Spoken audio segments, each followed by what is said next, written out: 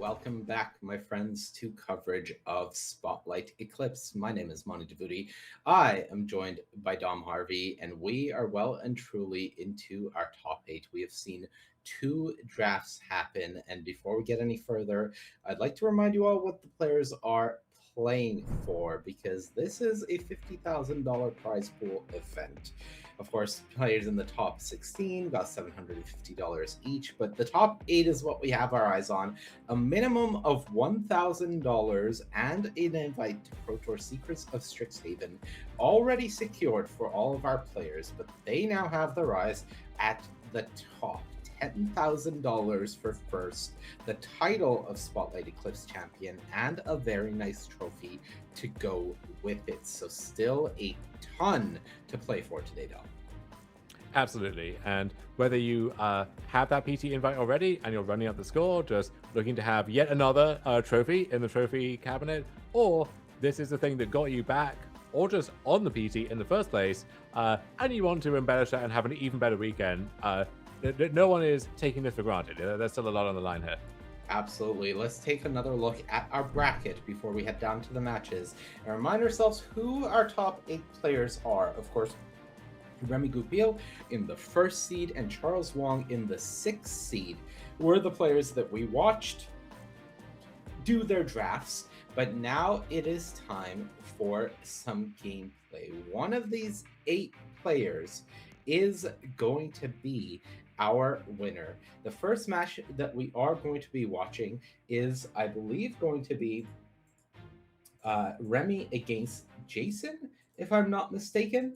I will get confirmation.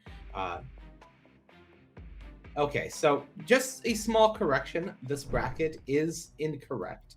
So we will be getting that fixed for you. And we will, of course, get the names on the screen fixed as well. But I can tell you that this is actually Remy, who we did watch draft, against Andre. Andre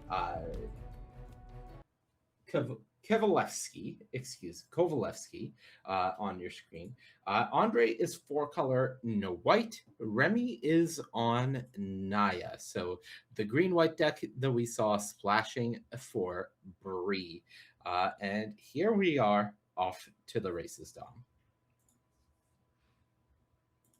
Yeah, Remy thinking that this stuff is easy. People lose matches at these things. Could never be me. But maybe we'll be in the top eight here. Yeah, the toughest competition yet. And he's going to start off with the first pick that we saw in this entire draft, that Bridget on turn 3.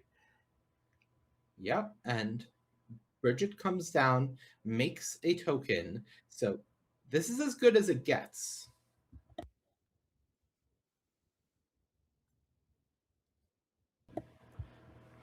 All right. So Bridget on the battlefield. Andre with his four color deck just pops an Evolving Wilds, gets a swamp, already has a mountain in hand, so three of his four colors potentially on a lock here already. Auntie's Sentence does send Bridget to the graveyard, so at least one threat answered, and that may be good enough because the brief glimpse I got at Remy's hand, there were a lot of lands and one copy, I believe, of Assert Perfection there. So if there's no follow-up here, which there looks like there's a pseudo follow-up in the Furdock core, then yeah, the remainder of Oh no, okay. All right. So there's Assert Perfection, but there is also the giant in the Pummeler for Hire in Remy's hand. So he does have a nice pressured follow-up here. There's a Tenorfell Rhyme Speaker for Andre. Finally, a deck that can use that to its full capacity. Andre's drafted a really interesting looking 4-color blue deck, I guess is what you would say. Now, how much of that is by design, keeping himself open so that he can snatch up all of those bombs that other decks can't or won't play, versus, he was heavily committed to blue and then the other colors just weren't coming together, so he had to cobble together whatever he could. Unclear. But he has a lot of interesting stuff in blue and then kind of branching out into a bunch of different things after that. And the Rhyme Speaker, a great bridge to the late game there. No confirmation yet if Remy did in fact miss his pummeler for higher trigger, or whether we just do not have the updated life total, but that is possible. So we'll see if that comes into play.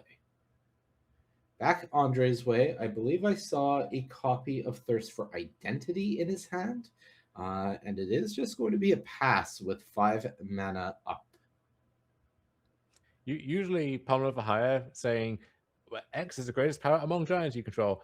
You could just say you gain 4 life, but in Remy's deck, you can't take that for granted. There are a lot of giants looking to to punch above their weight.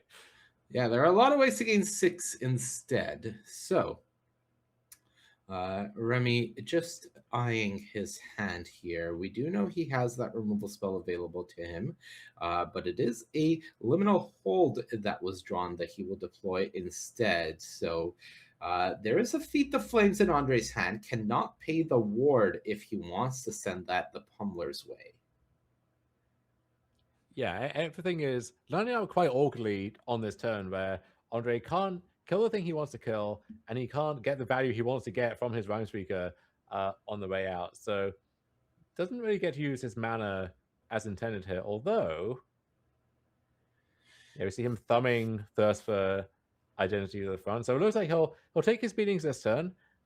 Remy not able to fire out the Ferdot core because his mana was tied up casting the Liminal Hold. So Andre has a window to resolve Thirst for Identity and hopefully come up with a nice way to kind of claw back the initiative. Found Maryland, but I don't see a green source yet, as far as I can tell. We'll see what the discard may be.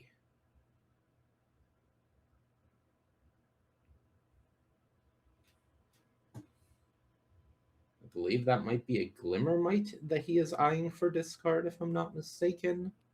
That would make some sense. It lines up especially poorly against the Pummeler for Hire, right? Where the Pummeler has reach, so the Gamma Mite's not getting through itself. And then if it wants to tap the Pummeler to save off the attacks, then you need the extra mana to pay for ward. So just an inefficient card here, however you slice it.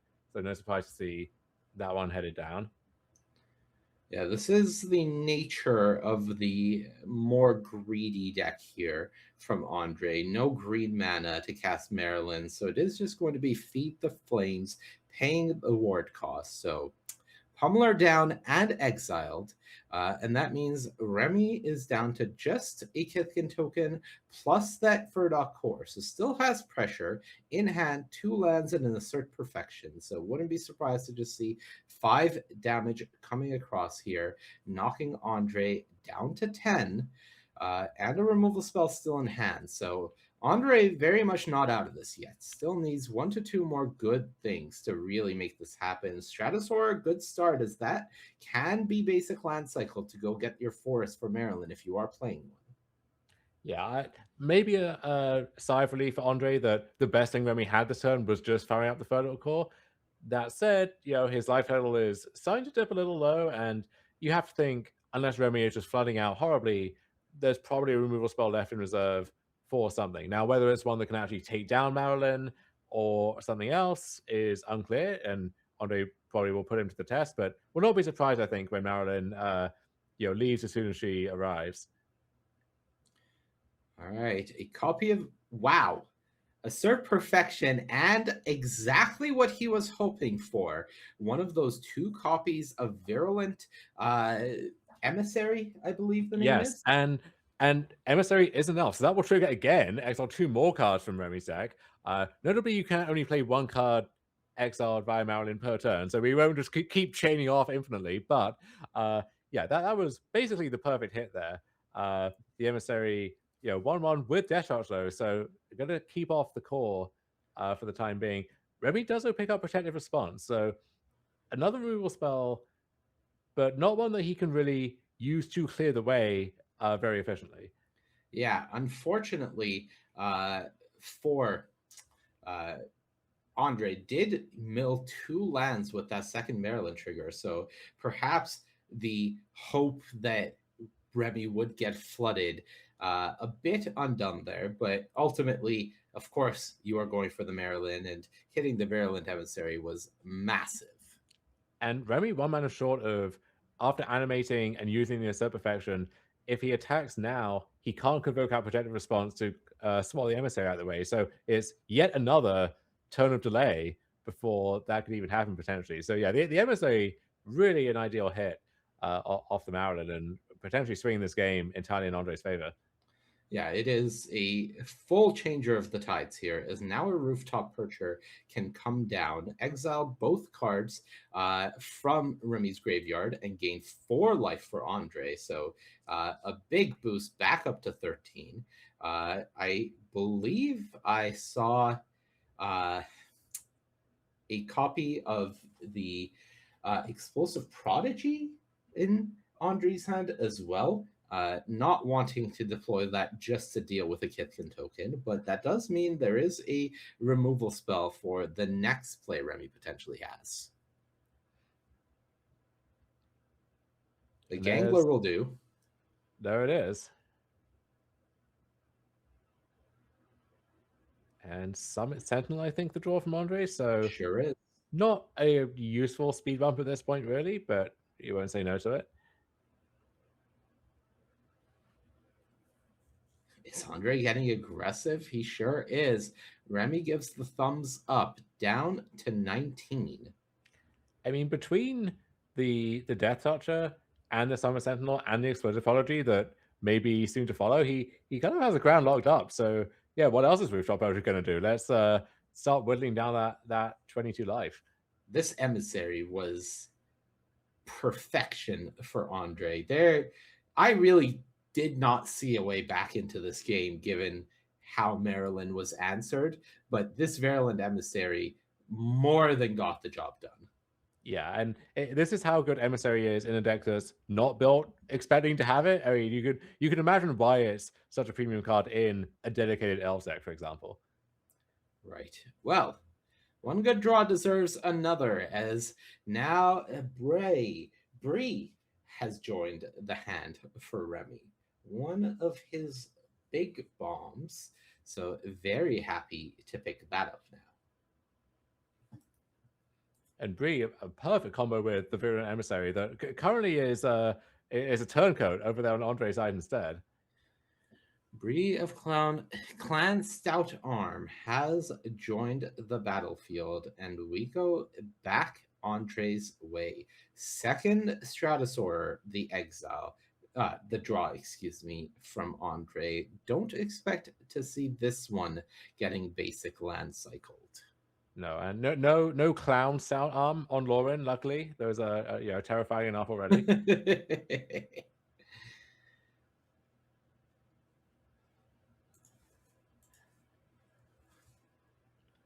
All right, so minor, excuse me, from us, as we have just lost our feed. We'll get that back up as soon as possible. But while that happens, on the board, we do see Andre casting the Stratosaur. And we are back. So, Stratosaur hits the battlefield, I believe gave flying to the Explosive Prodigy based on how Andre is posturing. And now the question is, with Bree on the battlefield, you have to be considering holding some flyers back potentially. Yeah, Bree giving flying and lifelink means, for example, the photo core can take to the skies, and that now is suddenly a big threat again. So yeah, Andre would love to be chipping in with this rooftop percher still, but I think just holding back with the Stratosaura and the percher makes sense for now. And now the board is kind of back in Remy's court. So yeah, if he continues drawing solid spells, the Bree can it can offer up creatures to maybe trade, but then Bree's going to trigger and dig up something else that's good. Or certainly, if Remy just finds another good removal spell, this entire house of cards that Andre's built could collapse at any moment. All right, we'll see what the draw from Remy was. It is one of the 3 copies of Wildvine Pummeler. We're not exactly sure how many of the 3 made it into the deck, but I would guess a minimum of 2, with 3 being the most likely answer. A draw And for Andre. even if they did not all start in the main deck, I imagine in sideboarding, just seeing what Andre's deck is looking like, uh, they're all going to come in. But they're no match, money, for the chitinous grassling. How yes. could they be? The grassling blocks, has a reach. How do you break through it? A lightning rod for the protective response that is in Remy's hand. Can't deploy it fast enough.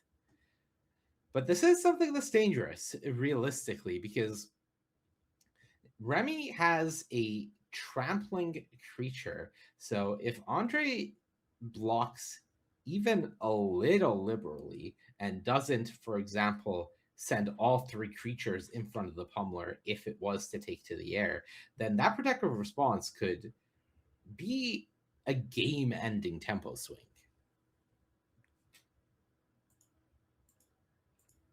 Okay, the pummeler, not Step just one, reach now, but flying as well. Not something you often get with a green creature, but we found a way. we have found a way. And coming across, all three creatures block. Andre is not falling into that trap.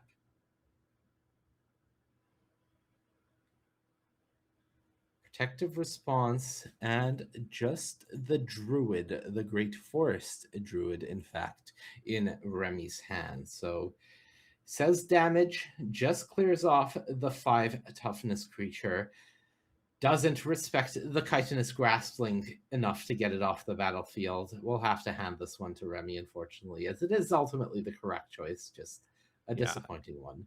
And all of those buggers having such high toughness means even with the pummeler being a 6/5, can only take down one thing on its way out. So a decent trade there for Andre, but now Remy gets to reroll into only just a foraging Wickermore. So I guess we take those, but I'm sure Remy was hoping for better. Yeah, absolutely was hoping for better, but foraging Wickermaw is the hit from Bree. We'll get to Surveil though to set up his next draw and his next Bree activation.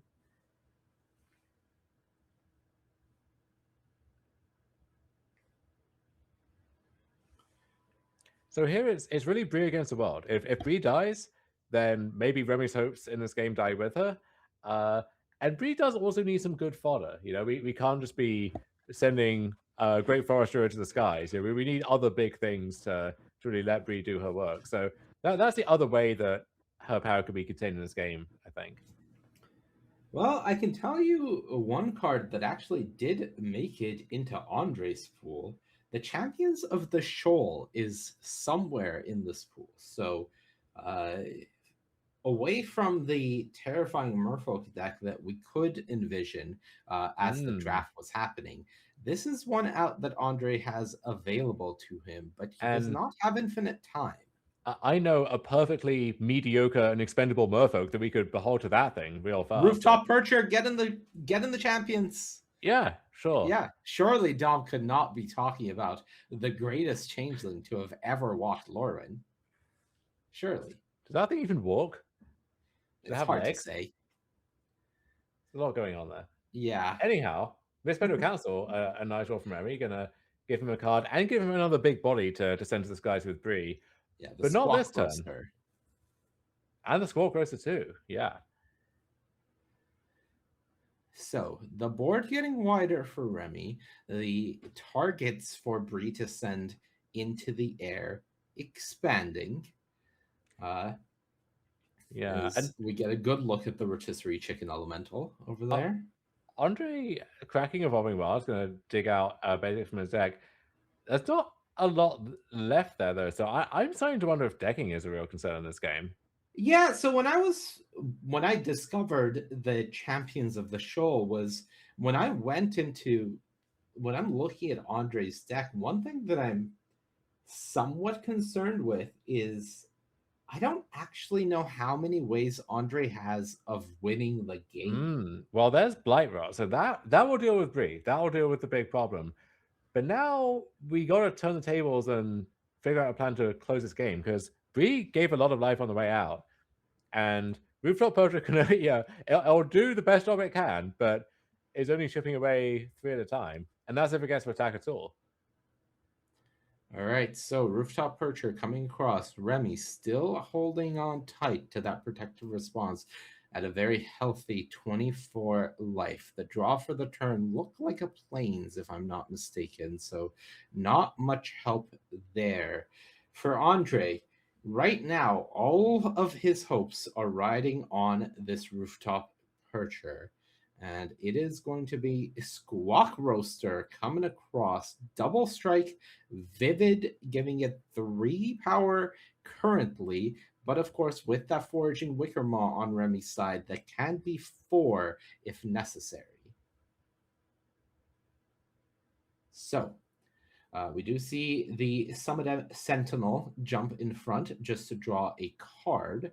At least one of the cards in Andre's hand is a land. Here is a follow up in the Kolrath Mystic. Not overly exciting. What does Remy have to work with?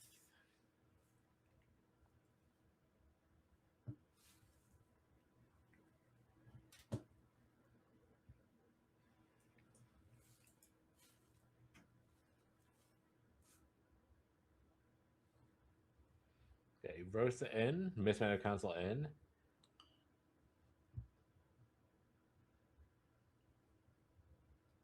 And Double Strike actually very pivotal on this board, meaning that Andre can't even try to force a trade with the Villain Emissary. He just has to actually put enough power in front of that, which easier said than done at this point against a fully vivid board over there.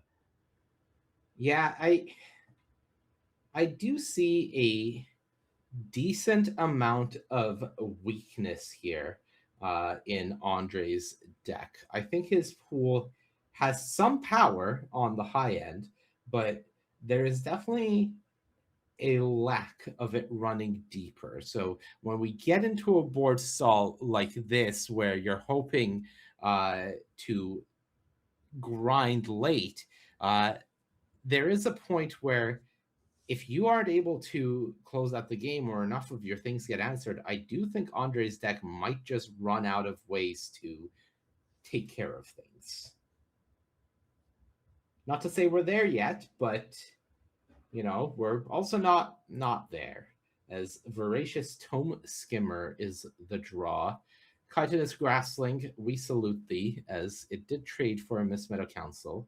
And here comes the Tome Skimmer, gaining a life.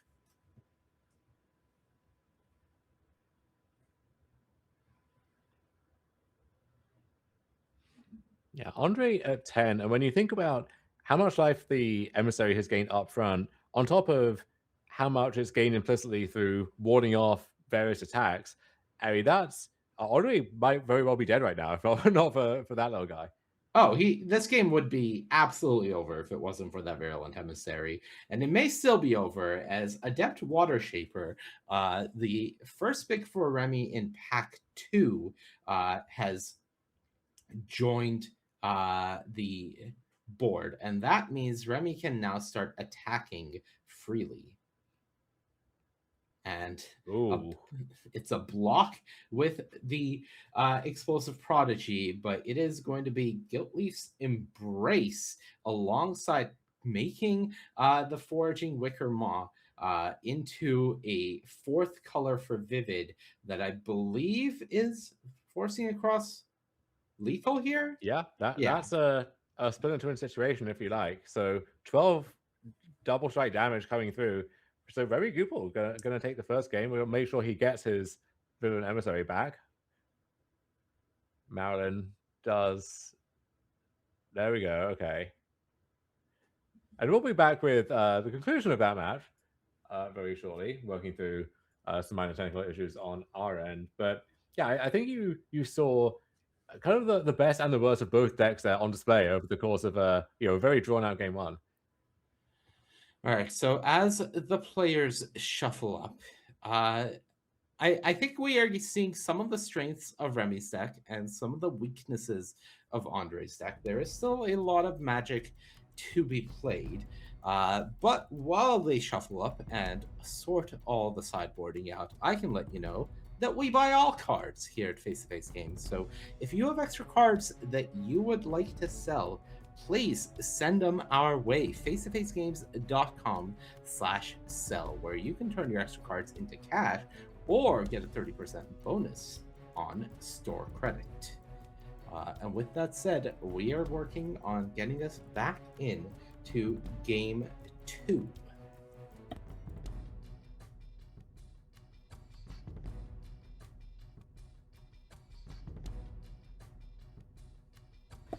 So, as we get game two ready for you, Dom, thoughts on the game we just watched and the general state of how both the decks played out? So it seems like from there, Remy's deck has the ability to get these kind of quite fast, explosive starts, put the other deck on the back foot, and win a relatively fast game that way. But we also saw in a very drawn out game, he can win the 10 or 15 turn game. It really did seem like that game could come down to decking as well, right? So I think Remy's deck, it has these unique angles and can kind of go toe to toe on whatever axis the game is about. Now that said, looking at the list that for Andre's pool, there's a lot of stuff there which didn't really come out to battle in the first game. We didn't see the champion of the shoal, which maybe could have flipped things around at some points. So there's a lot of stuff there, but I don't know if it adds up to enough in the right way in a matchup like this. All right. Well, I am hearing that we do have game two locked and loaded. So here we go, as the players are finishing shuffling up.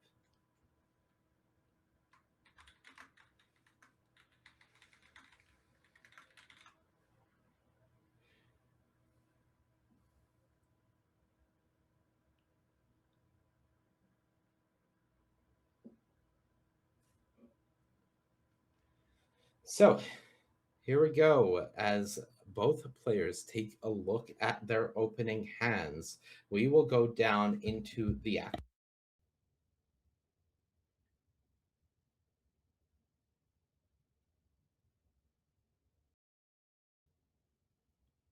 Forest for Remy going to kick things off, as Andre led with an Evolving Wilds, fetching a Swamp. Yeah, four color varies the lead a little bit. Hard to know exactly how committed he is to each of these four different colors, how ambitious he's getting with that mana base over there. Did not seem like he had many mana issues, so to speak, in game one. Uh, just on the spell front, didn't have everything he needed to keep pace. Yeah, there was, one turn where he couldn't cast his Marilyn, and would have wanted to.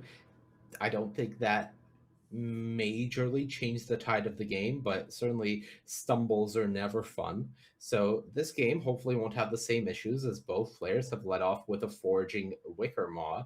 And the big question is, can Andre take advantage of the play here? I do believe I see one of his other more powerful cards in hand in Sinar. And now is able to get a 5/4 on the battlefield using the body of Foraging Wickermaw as a holder for the blight counters from the Chaos Spewer. Yeah, a 5/4, so much bigger than a 3/2, although all the same against the mighty Gangler coming down there from Remy. But yeah, Sonar is one of those things which really runs away with the game quickly without much support. And especially on this board where, Chaos Spearer, that's two colors, Sonar is blue, and then Wickermore can be whatever you want it to be. So that's four right there. And if Andre gets even a turn or two with Sonar, like that could be a insurmountable advantage. Yeah, Andre says, I want this trade, and Remy happily accepts. So now the board is clear. I would guess that that attack is at least somewhat a nod to the two copies of Assert Perfection that we and Andre know are in Remy's pool. Just knowing that if I can clear off the 4/2, then the Sonar is not checked by those, and that ups the likelihood of me getting a turn from it, because looking at Remy's removal suite, there's two Assert Perfections, there's a uh excuse me, uh the white Convoke spell that destroys a attack protective response. Yes. So There we go. other than the liminal hold, there's not that much that can answer a Sonar that is not getting involved in combat unless you have a bigger creature already on the board. Yeah, and that's the point we've come back to time and time again this weekend, right? Is there's removal and there's removal, and there are a lot of great cards in the format that really put you to the test of not only do you have to kill this thing, but you need the specific things that actually kill this thing, and not just a Cinder Strike here or there. Okay, so taking a look at Sonar, as the Foraging Wickermaw has been color changed. We're not sure to what color, but that is 3 cards getting exiled to Sonar. It is relevant what color, as you can only cast spells that share a color with the permanents you have of those colors. It's a tough card to pass at a glance. You got to read that thing and then read it again, but it's worth reading because it does quite a lot for you. So, we'll see if Andre is picking any of them, and it looks like the answer is no, opting to let them all go. So, first Sonar activation, no value gained, and that is a massive blow for Andrei Kovalevsky, as I think a lot of his hopes in this game were riding on that Sonar to get him out of this.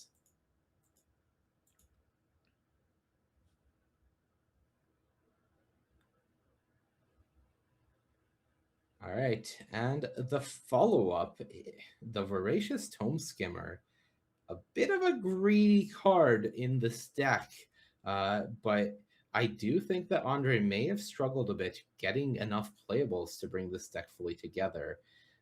So we'll see what happens here, as Remy now has access to Wistfulness, and is able to play Wistfulness for the double green just to get this Wickermaw off the board and get a large creature for himself.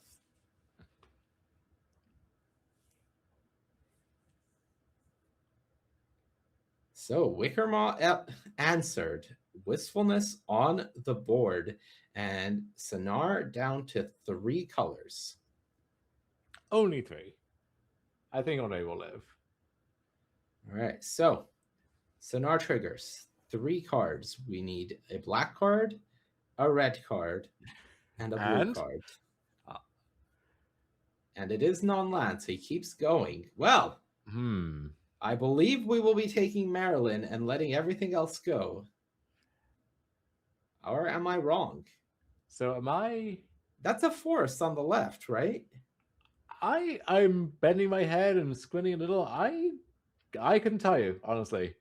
That one's beyond my pay grade. Okay, I'm staking my career, quote unquote, on that being a forest, but It if looks it's like not, it looks like a plains to me, aka the 5th color that would be in Andre's deck. But okay, we did see a keep outpost board, so perhaps that is a plains. I am blind, and Marilyn is sent away. yeah, so one problem down, but the Whisperers just as a 6/5 is somewhat annoying here too. Yeah. Okay, so the Water Shaper has been answered. That is gone. That means the Voracious Tome Skimmer comes across for done damage, but a 6/5 is still on the board, and Sonar is still alive.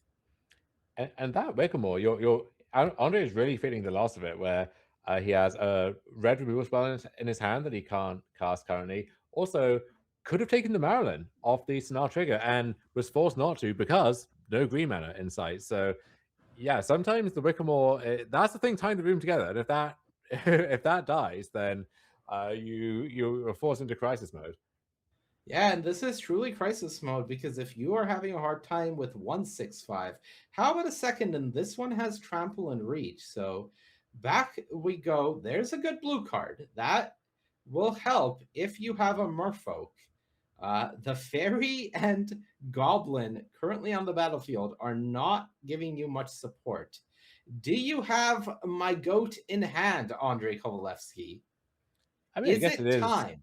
It is technically a goat, yeah. It sure is. You Put go some nab that respect on thing their name. real fast. All right. Well, he took the champions. Is it time? Is it time for the MVP, the greatest changeling to ever walk Lorwyn? Is it chitinous time?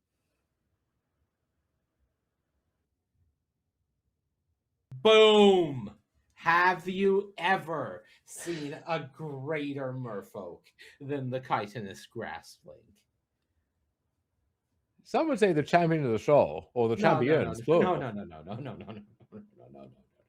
No, it's chitinous grassling doing all the work here. All right.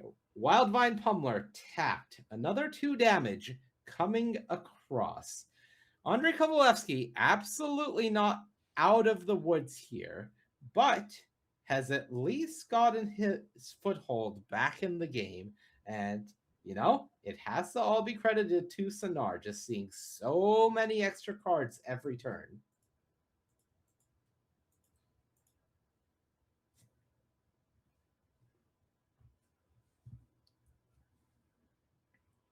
And Virulent Emissary comes down. Stratosaur the draw for Andrei Kovalevsky. There's a blue card. There's a blue card. One more. All right, 3 blue cards. So only able to cast one of these regardless. No red mana in hand. Could land cycle the second Stratosaur that he has in hand, go get a mountain with it, and then use that to cast the Stratosaur that is being exiled by Sonar if he so wishes.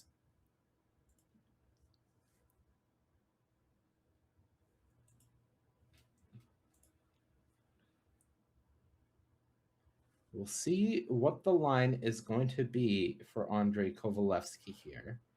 Offers the deck for cutting.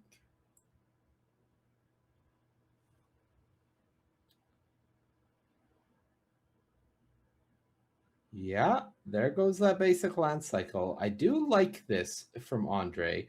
Given that your opponent hasn't shown you an answer for Sonar, and you have been able to keep Champions of the Shoal on the battlefield as well, there is some incentive to get your mana going. So, should you exile a red card next turn, you can cast it. Now, there's a protective response to worry about on the opposing side. Do you attack with the Champions of the Shoal? You really want that tap down.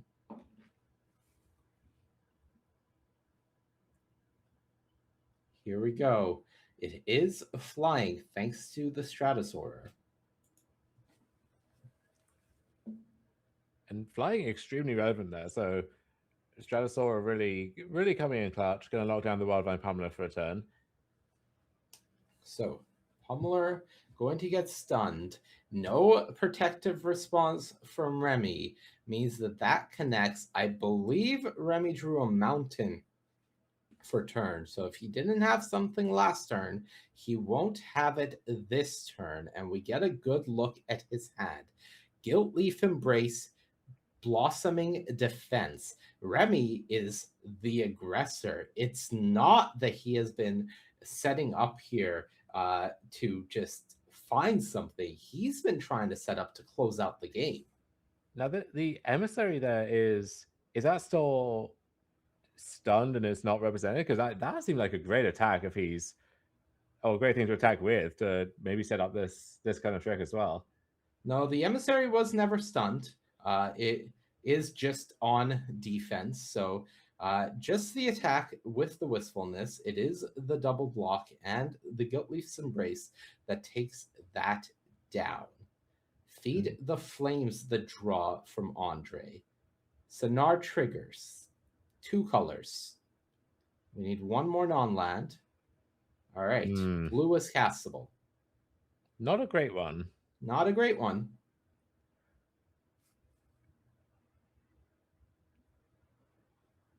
I guess I could see taking the Sentience just to kill the emissary so the champion can attack more freely and then continue looking something. No black creature. Oh, of course, yeah. Yeah. That's the big would have issue. loved that choice. And if if that Wickham was still around. Yeah, that's But the tome skimmer as well. Losing the tome skimmer in that previous combat, this is one of the downsides is you no longer have access to that black card. So, what is going to be the turn here from Andre? Looks like a twist to start things off, targeting the Virulent Emissary. Does Remy want to use this Blossoming Defense? If he saves Blossoming Defense for this Champions of the Shoal trigger, that likely will be enough to win the game, and I don't think that's something Andre will have on his radar. Champion attacks, targets the Pummeler. Remy says, okay, stun counter, put on. being very, very patient with this. Yeah. Sentinel joins the board. Stun counter removed. Another land drawn for Remy. Now, that said, I mean, at this point, the wistfulness, remember, the Gold Leaf Embrace only gives trample the turn it enters. So currently we have a very big but very trump blockable wistfulness Right. there. So yeah, Sentinel will go in front. And Remy just says, okay, card drawn. I am very worried that Remy is giving Andre too much time here. All right. Sonar trigger, 2 cards. 1. 2. Maryland, still no green mana, so many turns later. So it is going to be just the fairy taken. Everything else goes away. This has been a truly bizarre game. I don't mean that as an insult at all. It's been fascinating, but also perplexing. Yeah. Yeah, Sonar has lived for so long, and yet it doesn't feel like it's done that much, if that makes sense. There was a load-bearing foraging Wicker Maw that was answered by a Wistfulness and Limited, and that's dictated a lot of how this game has gone.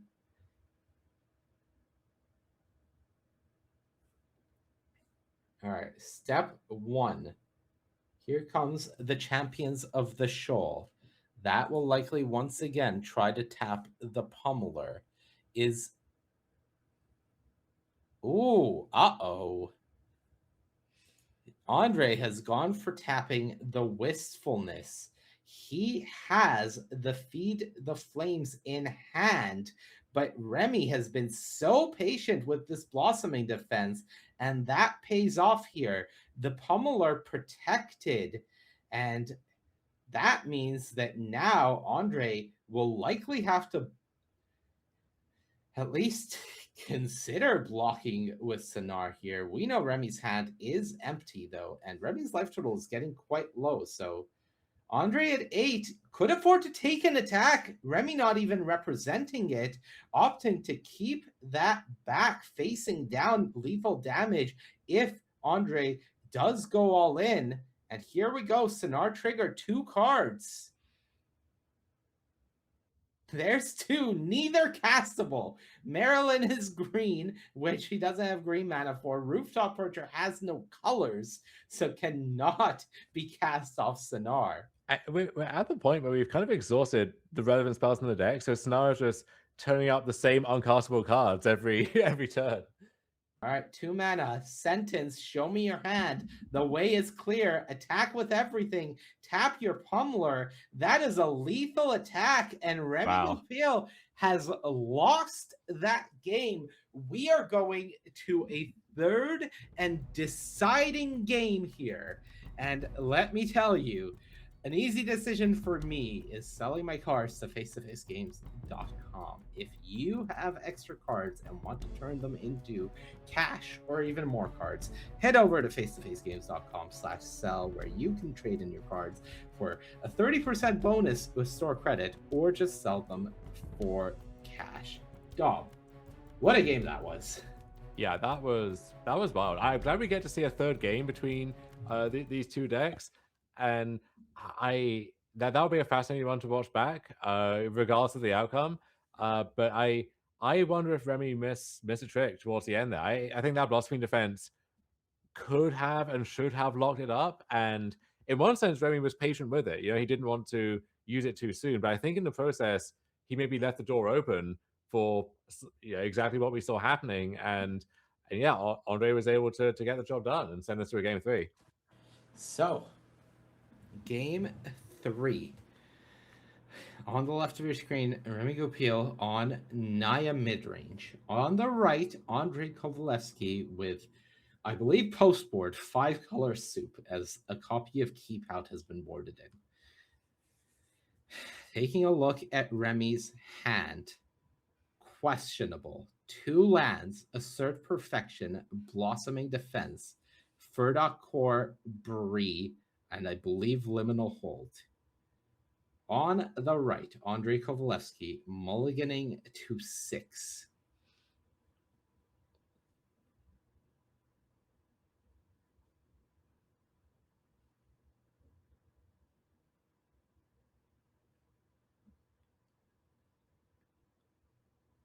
We still didn't get a good sense of what that planes was for in Andre's second that game. I mean, we saw a Keep Out.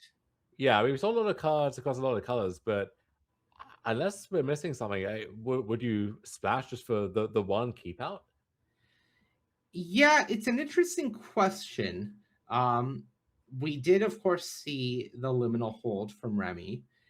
So at least part of my thinking is from Andre's side, we identified one problem his deck has, which is win conditions, right? And if Remy's answer to his big win conditions is going to be a liminal hold, then Andre might just need it, expecting this to be a longer, grinding match, and I need a way to get back one of my very few win conditions. Right? That's the first level I can come up with, because the 4 damage to a tapped creature really not that relevant against Remy's deck. There's a lot of 5 toughness creatures running around. I guess it could also be another answer to Bree if you think that Bree's going to be tapping to jump or something a lot of the time, and then I mean she's still done some damage at that point, but maybe you can sneak it in the right window. Right.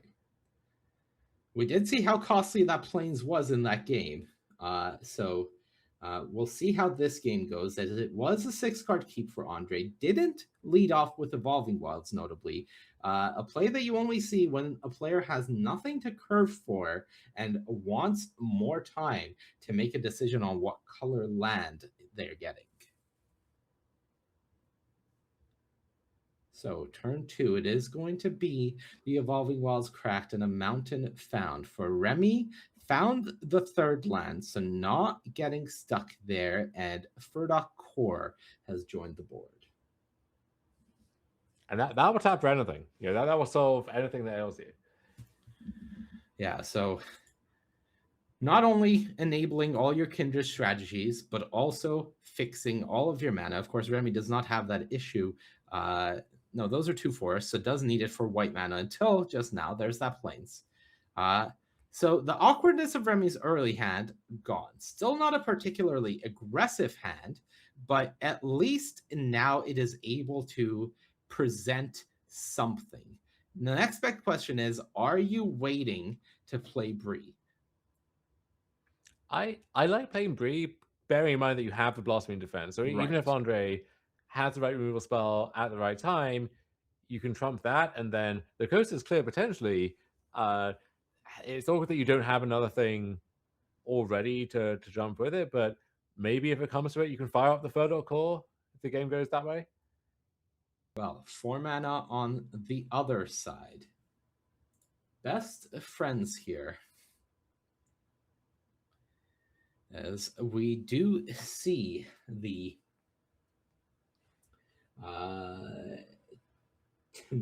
Tenufel rhyme speaker. Is that the word? Yeah, close enough. Yeah, close enough. The rhyme speaker join the battlefield and trigger the Kolrath Mystic. So getting an attack in there for 4, passing the turn back to Remy.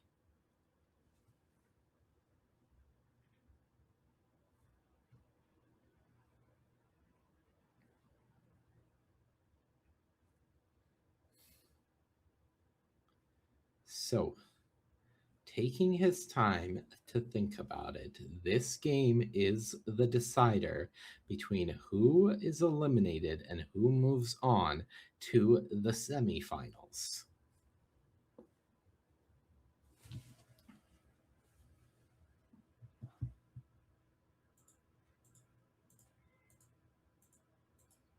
So there's a hold that will take down the rhyme speaker, as expected. Yeah. Asked and answered. 2 life gained. Bree has a trigger. Oh, she does. She sure does. Yes. Very relevant. Absolutely. 4 damage coming across. Andre down to 16. I think without that little bonus on the liminal hold, it would make more sense to use an assert perfection, for example. But instead, now, yeah, we kind of get to have our cake and eat it too. Yep, and the cake in question here is a squawk roaster. And Remy's hits do not stop because I do believe the draw for that turn was the pummeler for hire. So another way to gain life without having to give your opponent a chance to interact with it means that Remy is getting a lot of value off this spree should it survive. What do you make of Remy, given that using the liminal hold instead of just casting the pummeler, developing his board, and then potentially being more likely to be able to cast whatever he flips off the Brie at end of turn? Yeah, it's definitely an interesting decision because it part of the question from Remy's point of view, I'm guessing, is do I lose to anything? And maybe right now the thought is if I just let this rhyme speaker stay on the board, my opponent will be able to match the card advantage I'm presenting, and that's how I lose. So opts to take that off the battlefield. I personally would have probably saved the liminal hold for something more impactful and gone with the line that you suggested, but I can understand the thinking behind it. You could also, in that timeline, this turn you could cast the liminal hold and assert perfection, or it just frees up your mana a little bit more as well. But going to work out very nicely for Remy regardless here. So yeah, Bree is going to flip another assert perfection, which will take Good night, down sweet prince. the man, the myth, the legend, Chitinous Graspling. Rest in peace, my graspling. All right, forest fetched. Marilyn, finally castable. The question is, does Andre have it? Unfortunately, we know that Remy has a second assert perfection in hand and still has access to that blossoming defense. So Remy feels well and truly protected at the moment.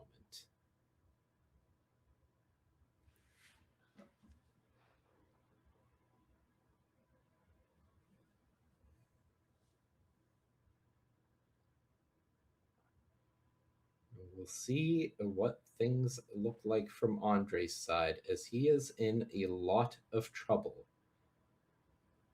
Is that a second copy of the greatest changeling to walk the earth?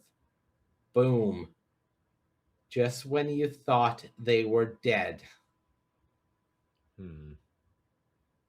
4 damage coming across. Remy brushes it off. I don't think grasslings are going to be enough here. Remy's hand utterly stacked.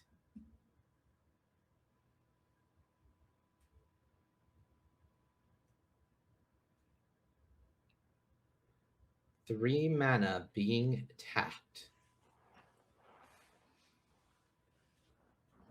It really feels like the lock is in place here.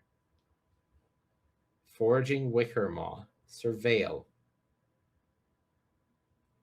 The Farrier can go. Don't need that one this game.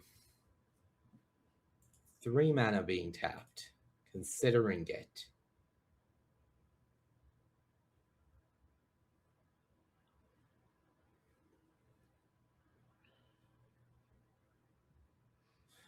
Looks like it's just going to be a Bree activation, sending the pummeler into the air and across the board. 4 damage connects. Remy up to 18. Andre down to 12. End of turn. Bree trigger. Virulent Emissary joins the board. All right, Andre needs a big turn right now, I think, to keep his top 8 run alive. Draw for the turn. Was that Spry and Mighty? Is that where the second one ended up? No, that's not in his pool. Whatever that was, it was not Spry and Mighty. Chaos Spewer drawn as well.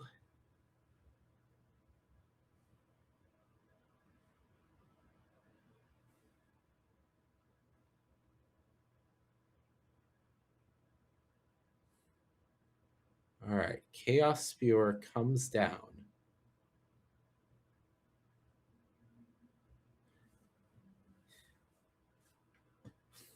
I'm getting notes from our very trusty floor reporters, aka Twitch chat, that was in fact a Dundulan Weaver.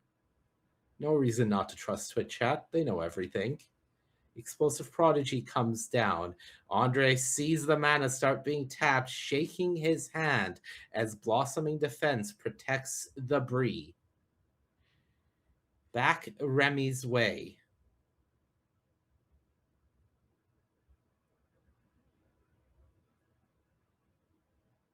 Adept Water Shaper coming down. 1 life gained. Attacks are free for the most part. Pummeler for Hire, funnily enough, has Vigilance.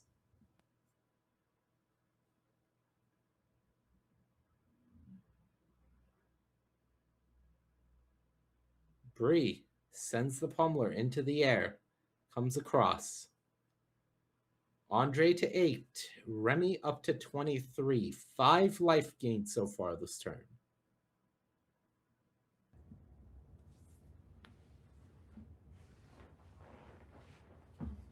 Exile is Protective Response. That goes to the hand.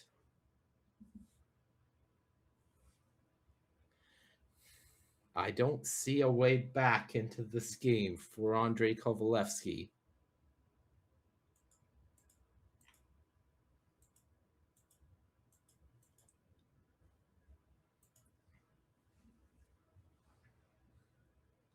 So, likely has 1 more turn. What can Kovalevsky do in this spot?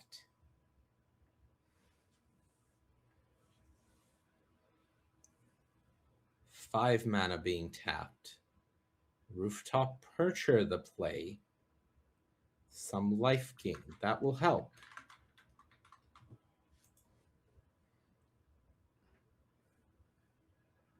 Andre up to 11. Passes the turn back to Remy. Remy moving a little faster, not too fast. Doesn't want to get ahead of himself.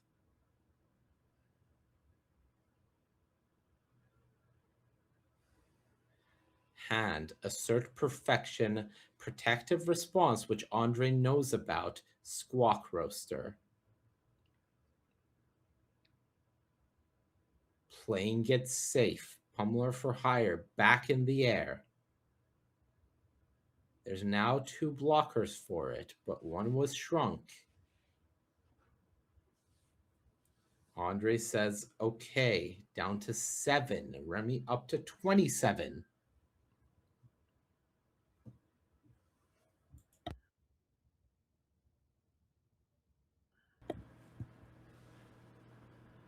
Follow-up, Squawk Roaster.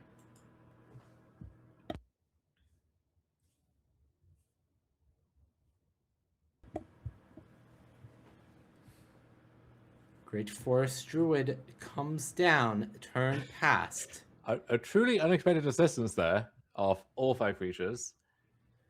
Yeah.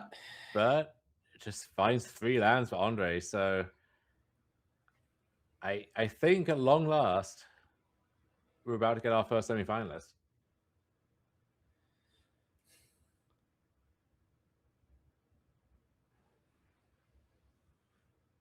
Draws Champions of the Shoal. Doesn't feel like enough. Feels like far too little, in fact.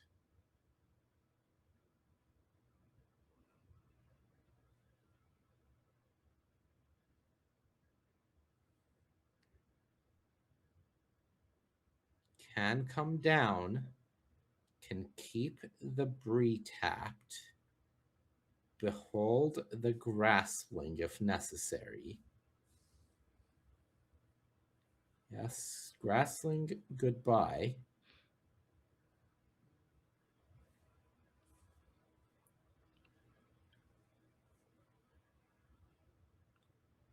Bree successfully stunned. Considering an attack with the Mystic.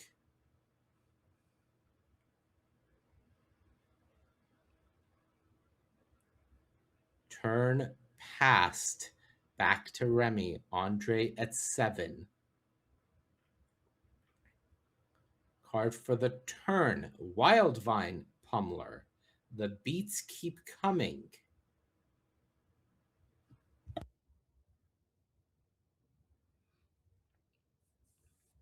And they don't stop coming, I assume.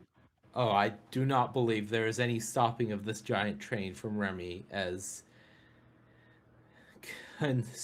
continuing to continuing to add more and more pressure to this board.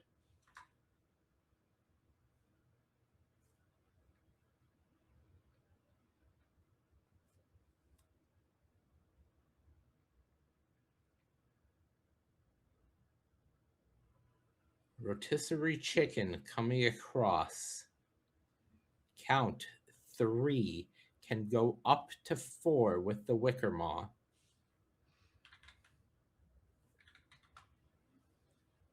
Andre knows about the protective response in hand.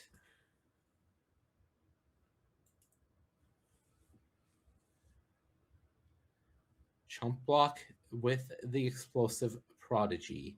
Life total unchanged. Post combat.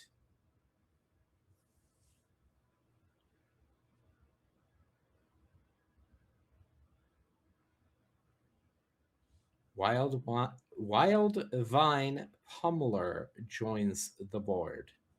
Life gained. Bree can trigger. End step. Bridget, at long last. We Finally found makes an Bridget. appearance.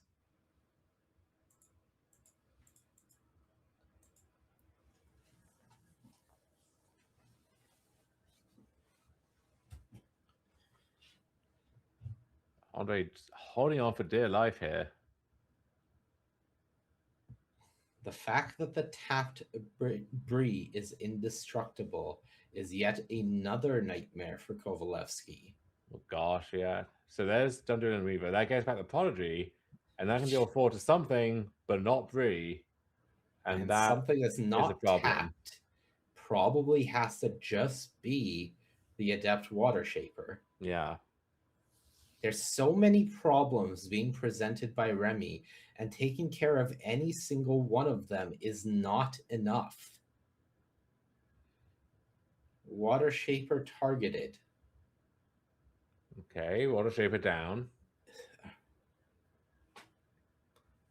Water Shaper down.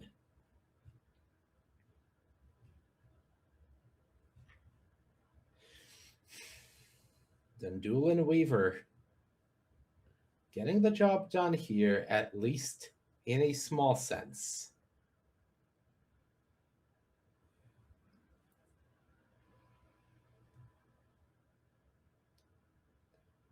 Pass of the turn. Remy gets to untap with Bree.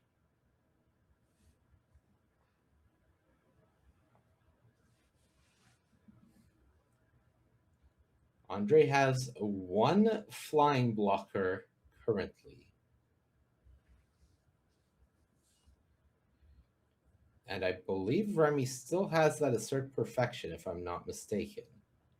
Okay, Squawk Rosa Into to the the air. skies. And yeah, I mean, if Remy wants to go for it, he can go for lethal this turn. He wants to swat the Percher out of the way.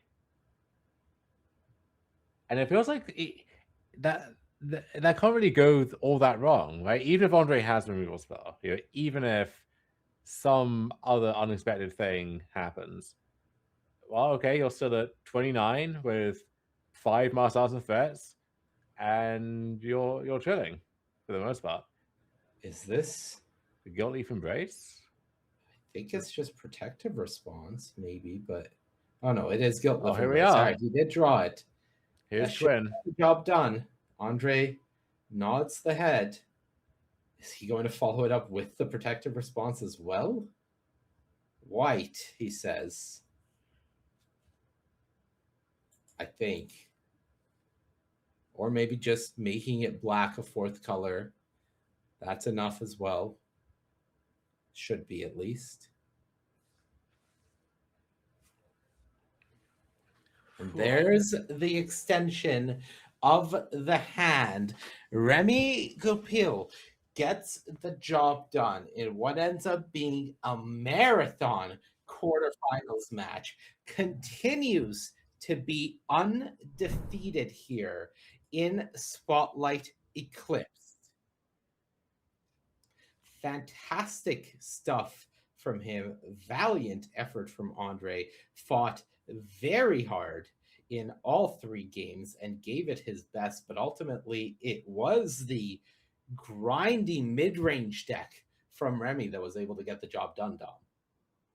And we are going to head to a break. On the other side, we are going to bring you more of the top 8 here from Spotlight Eclipse. Don't go anywhere.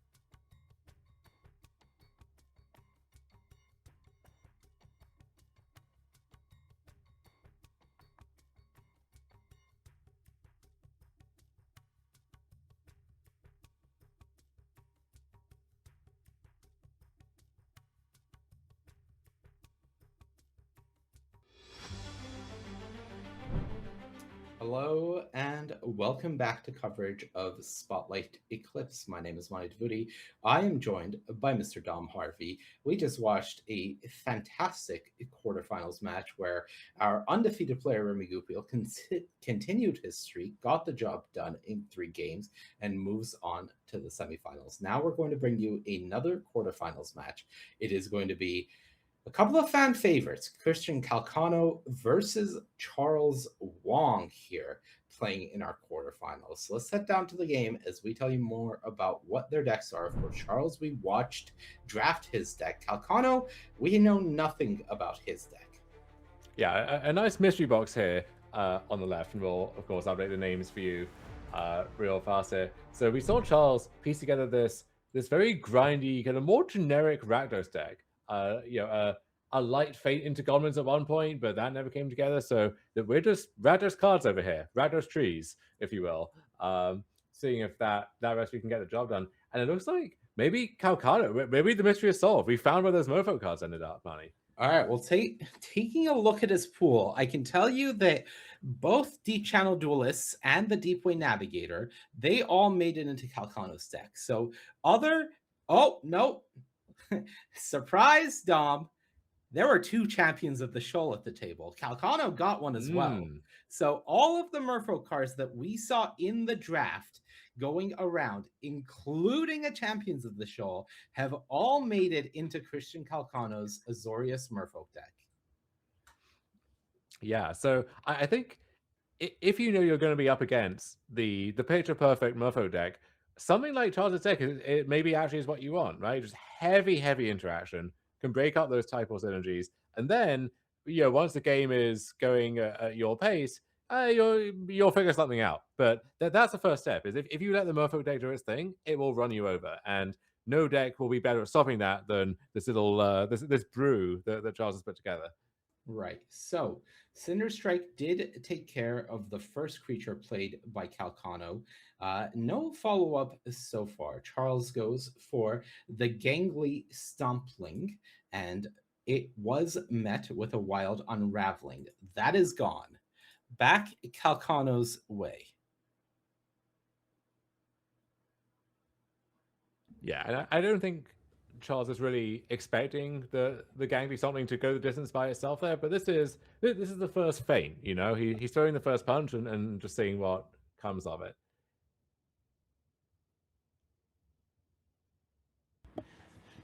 So, the Shore Lurker, the follow up play from Calcano, has two of those. If there's anything we can say about Calcano's deck, it's that the creature quality is a bit low outside of those big Merfolk payoffs, but it doesn't really need to be high. Once you have those two copies of Deep Child Duelist and the Deep Way Navigator, any Merfolk will do in a storm. So for Calcano, yes, Shore Lurker, you don't really want two of them, but also all of his creatures are pretty much Merfolk, so he's pretty happy with the end result. Yeah, the Shore Lurker is an unsung hero of this format. I think these days people they're so used to getting so many free things on their cards that just 3/3 fly for 4 mana like that seems below the curve in the average format. But in this one, it's played out pretty well, and just being a Merfolk actually really does go a long way. So even in a not strictly dedicated Merfolk deck, that card that would be your 22nd or 23rd playable, and you'll be happy about it. Well, this one is your very first playable. Champions of the Shoal hits the battlefield, beholds a tributary Volter, and two removal spells down. Calc is hoping Charles is out, but Charles has a Bog Slither's Embrace ready to go. But 6 mana at the tap, and Coldwrath Zealot will be the initial play. Mana efficient Charles Wong, they call him. Don't question that too much. Exile Sting Slinger.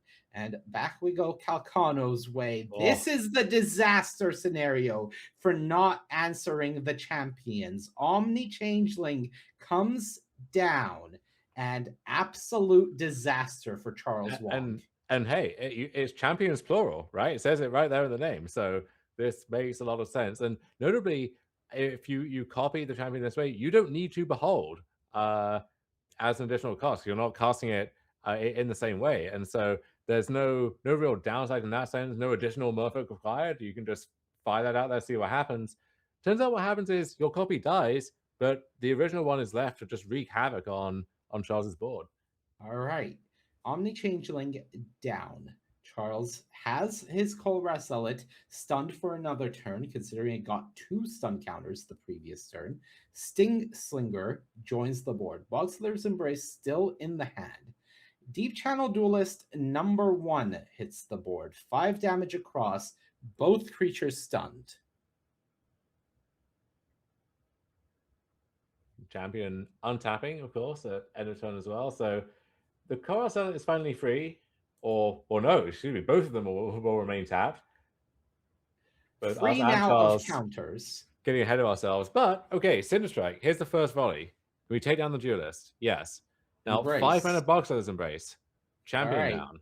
Charles has braved the storm and made it through to the other side at 11 health. The board is still his, and Calcano's most powerful cards have been answered.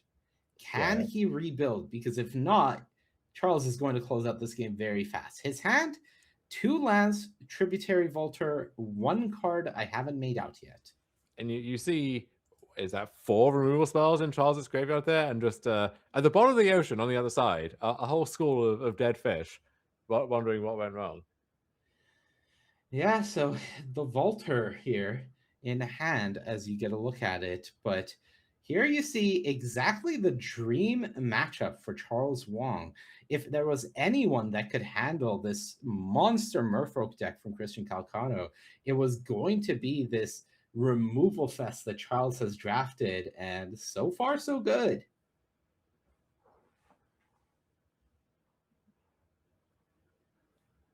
All right, Vaulter deployed.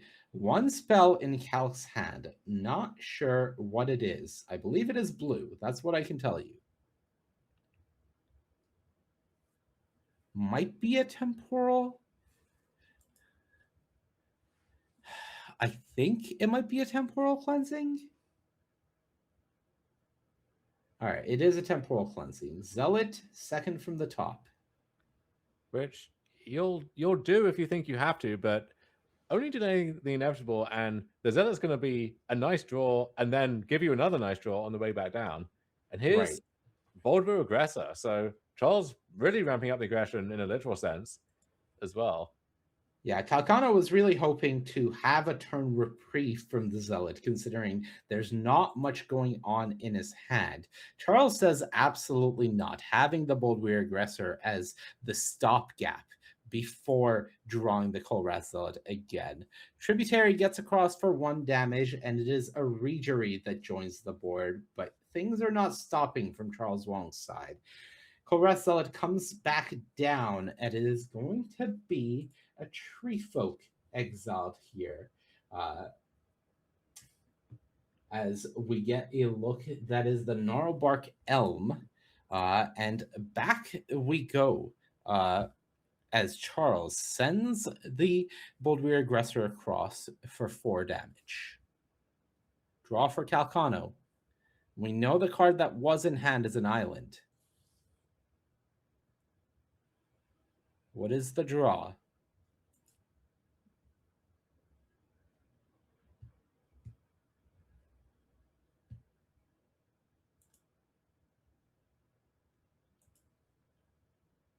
Deep in the tank.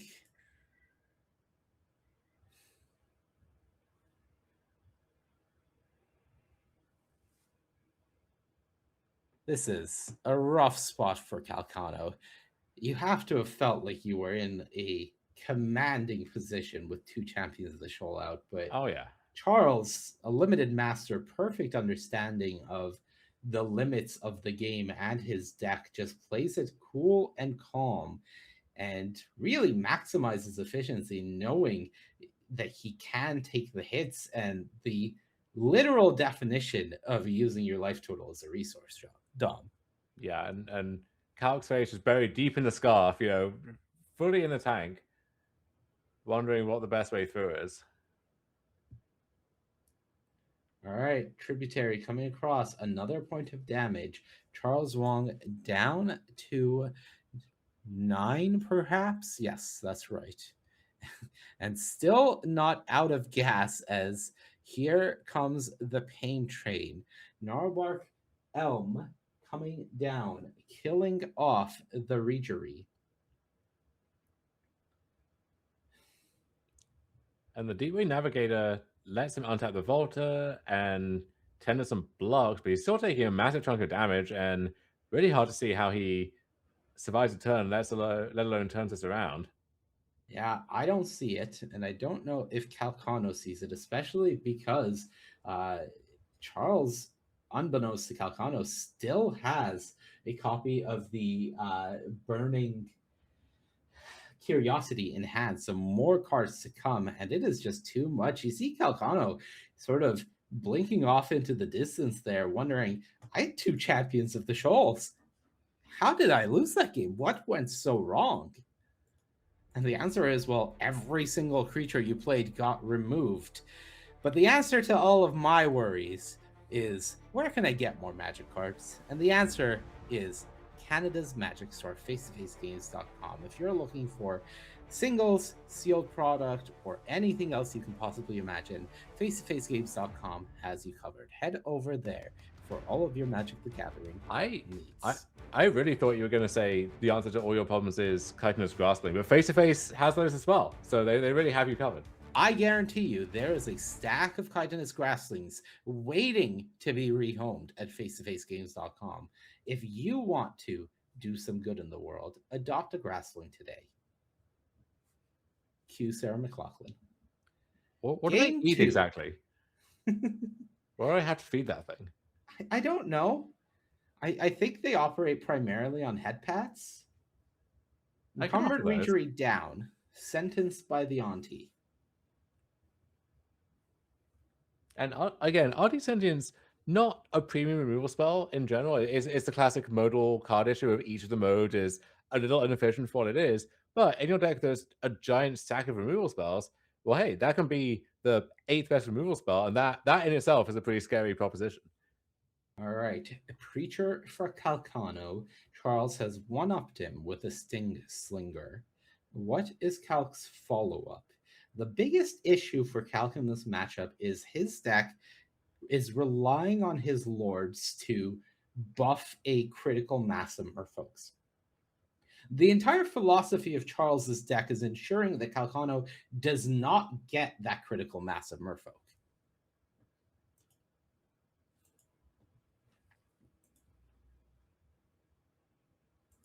So, 2 mana being tapped. Deep Channel Duelist hitting the board. 3 damage across, 2 life gained.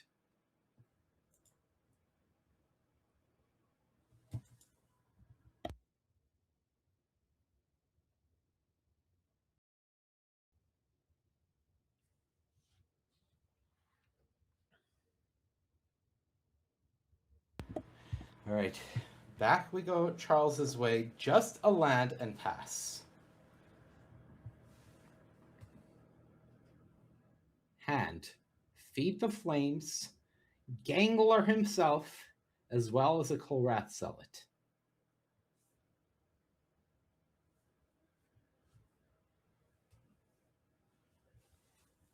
Calc tapping 3 here for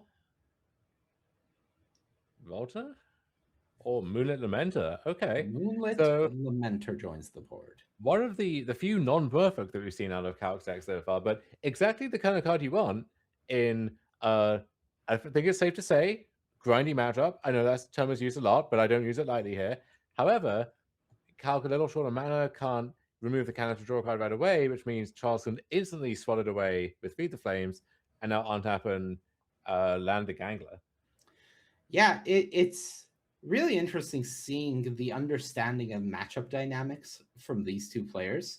The Deep Channel Duelist is certainly the scarier card in a vacuum, but considering this is a mid-range deck from Charles where his goal is to run Calc out of resources, the extra card that is posed by the Tree Folk just offers to be that much more valuable and ultimately makes it the target of the Feed the Flames from Charles. Temporal Cleansing, gonna send the Goblin back for now.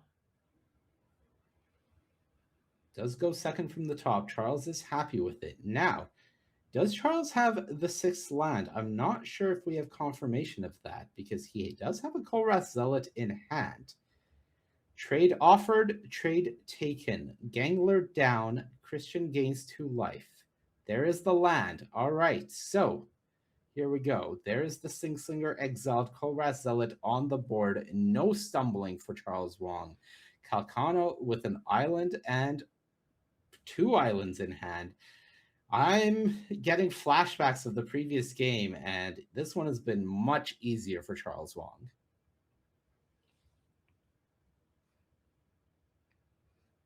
Yeah, and Calcano, I mean, just looking at his list and looking at the deck here, you can't really draw up a better Mofo deck than this, right? If I told you, okay, you're going to be drafting in one of the high stakes drafts of your life, Spotlight top 8, playing for all the money, all the glory, you're going to be in Merfolk, and you ended up with this, you would be thrilled, right? Conversely, if I told you you're going to be in Rakdos stuff, don't think you'd be as thrilled about it. However, matchup wise, this has been just an absolutely convincing performance, but here by Charles Wong. Yeah, it's so rough because I feel like when Calcano drafts his deck, if I was in that room and I go up to him and I ask him how to go, I think he would tell me, bro, my deck's like an 8.5, 9 out of 10. I think I can win this thing. I think he gets this matchup and you can just feel his face sink as the reality of the absolute nightmare he has in store for him sets in.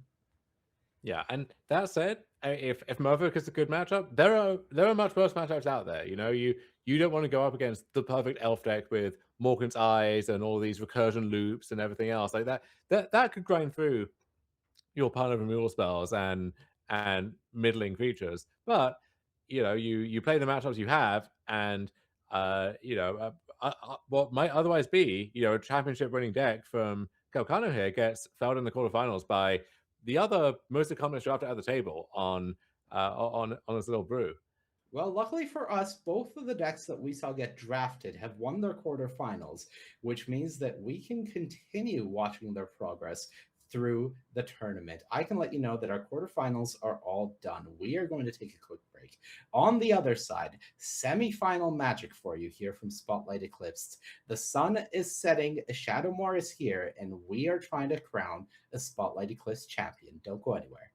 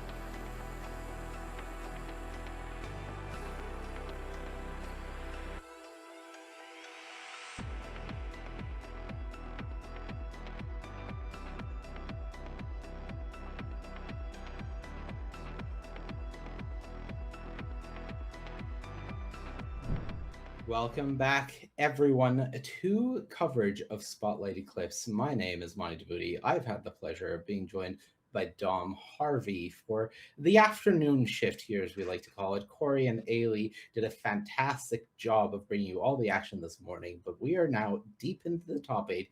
It's semifinals time. Let's give you an updated look at our bracket and see where things are at. Well, four matches done. In the upper half of the semifinal, Remy Goupil, our undefeated player, 14-0-1 now, I believe, up against Eli Swafford, the Spotlight Grinder.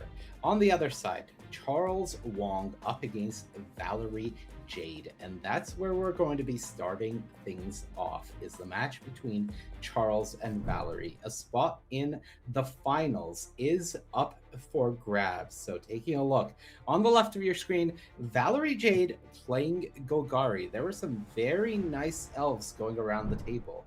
On the right, Charles Wong with that absolutely stacked in terms of removal Rakdos mid-range deck. But here's one of those cards that, Dom, you highlighted as being a problem for Charles's deck. Morgan's Eyes has hit the battlefield on turn 2 for Valerie, and she is already surveilling cards to the top. Yeah, this honestly might be the single scariest card realistically in the format for a deck like Charles's, where any big bomb or something, you've got removal spells in your deck, you'll deal with that somehow. You'll grind through whatever. But a card like this, which going long is going to fix Valerie's draws for every turn for the rest of the game, and then also represent a lethal board by itself, and you have to kill every one of those things. That is a true nightmare. So I think what you might see is Charles really taking a very, very aggressive posture in this game, because we know the long game is settled already. The Morgan's Eyes has made sure of that. So yeah, very nice looking elf deck from Valerie, and as she put it, talking to our producer, it built itself. If you're in the open lane for elves and the elves keep flowing, you're going to have a good time. And she made it here to the semifinals already, and off to a phenomenal start here in our semifinals against Charles Wong. Yeah, love it when elves build themselves. So Charles led off with a Gnarlbark Elm. That is a potential answer, but follows it up with his first pick and one of the best cards in his deck in the Daydreamer here. So Goliath Daydreamer hitting the battlefield. Decent start for Charles, but as you've pointed out, Morgan's Eyes the absolute nightmare. And just a fun fact for those at home, Valerie actually made her Pro Tour debut last weekend at Pro Tour Richmond, came one match short of re-qualifying for the Pro Tour, but it did not take her long as she came back this weekend, got her top 8, and has re-qualified. So we will be seeing more of her at Pro Tour Secrets of Strixhaven. I think this may be the literal fastest you can re-qualify after that Pro Tour weekend is over. So job well done on that front. And Pro Tour to look forward to again before too long here. Midnight Killing picks up a Chomping Changeling. But that means that in turn, Charles gets on tap with the Goliath Daydreamer. So with one of those many removal spells that we see in his hand, Cinder Strike among others, he can now really get to work decimating Valerie's board. And this is the kind of draw from Charles that can let him just plow through any opposition and win the game before the Walker's Eyes can take over. Well, Gnarlbark Helm gets activated, and we do see the Dawnhound's Archers hitting the bin. Follow-up, Cinder Strike, 2 more counters. 1 more counter, excuse me, trying to present more removal, but Valerie says, no, that's over. The game. Yeah. We are all done here, and a blisteringly fast start for Valerie Jade as she takes game 1, up 1 here against Charles Wong.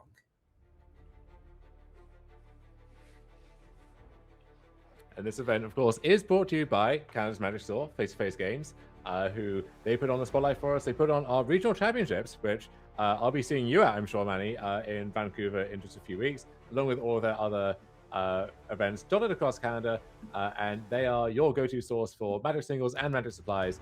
So head over, no longer to our booth. I think that one's being dismantled as we speak, but definitely head on over to the website to satisfy all of your needs there. And Valerie doing us a solid, saying, "Look, we've been here long enough. We got dinner plans, got places to be. Let's get this over with, people. Let's get out of here." Yeah, Valerie trying to get the job done and get herself a trophy as we are back here into game two. Unfortunately, I will not be at that regional championship weekend as I am slated to be in wonderfully cold Milwaukee that weekend. Uh, but there will be a lot of Magic players there. And for Valerie Jade, we are here in game two, up a game against Charles Wong, and she is trying to And get herself into the finals. if you saw what I saw, Manny, Charles just missed his third land drop, so this could be a fast one too. Yeah, we do get Lewin coming down, but for Charles, missing his third land drop and the Donhan's Archers coming down on the end step means that the pressure don't stop. And look, I have never known Charles Wong to stay in a Magic game longer than he needed to. So if the writing's on the wall, we may see a handshake as early as next turn. That's Overgrown Tomb, so game's not over yet. Not to say that that gets Charles back into it, but we're not done yet. Having to pay the 2 life in this spot doesn't feel great either, but there No, is another not helm. great. What's the follow-up for Valerie? Not getting a great look at her hand. I believe there's a copy of the Dawn Hand Eulogist in there. Here comes the block on the Lewin for Charles, taking 8 damage down to 4. Multiple lethal creatures now.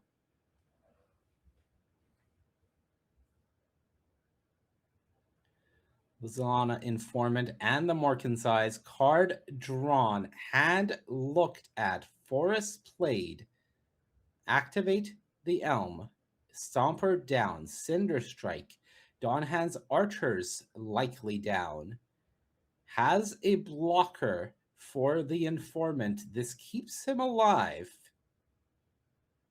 Thinking about the counter, can he afford it? He says he can. Lewin down. Okay. Attack with both. Block. Guilt Leaf Embrace. There's the handshake. Yeah. Charles Wong dispatched. Valerie Jade is your first finalist here at Spotlight Eclipse in blistering fashion. She is making it look easy, Dom. Yeah, we went through that hour-long slugfest of a quarterfinal, and nice to have a little palate cleanser there. Just a very, very quick dust up, and hey, we'll get to bring you the whole of the other semifinals too at this rate. Yeah, and you know what? Valerie needs an opponent, so let's not waste any time. Let's get right into it. We have our other semifinals matchup for you, of course, and it is going to be a rematch of the Swiss, and it is Remy Goupil against Eli Swafford. Remy on that Naya deck that we watched him draft. First glimpse here at Eli's deck. Eli is not in an archetype of this format. He is rocking Boros. And not just Boros. This is Boros with some splashes here and there, splashes plural. So there's a lot going on. It's not, as you say, not a canonical archetype, but he's got something going here. All right, so one of the all-stars of Remy's deck hits the battlefield in the Virulent Emissary. They have done so much work in just stalling up to this point. For Eli, maybe flashbacks of his Swiss loss to Remy as no white mana. Oh no, there's a place there. Just hiding, trying to get a good look at it. So no mana screw this time, which is fortunate. And getting down onto the board with a Brambleback Brute.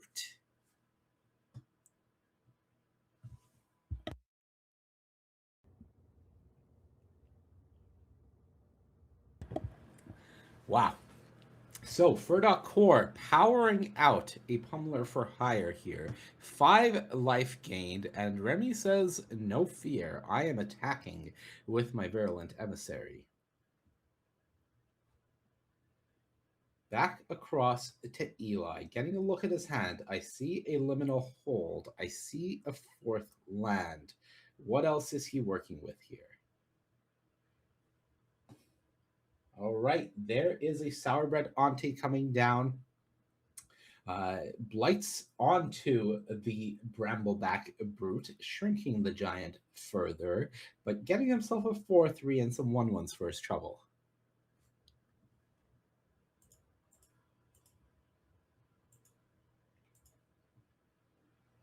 So the answer from Remy is to go wide himself. Brigid, his very first pick, comes down, creates a token, and gains 2 life. Pass back to Eli.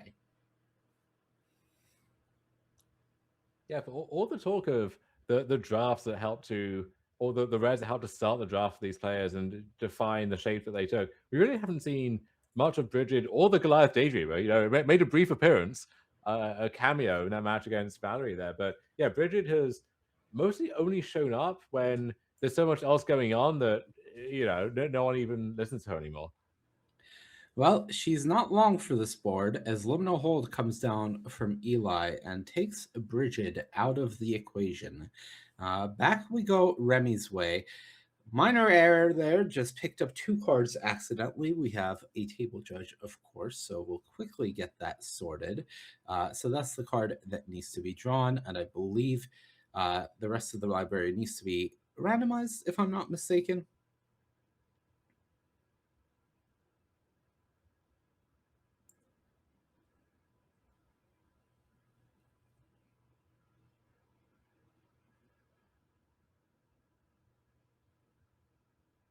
Yeah, so we'll get that figured out real fast, and then this more scenic mid-range flavor of magic can resume promptly after that.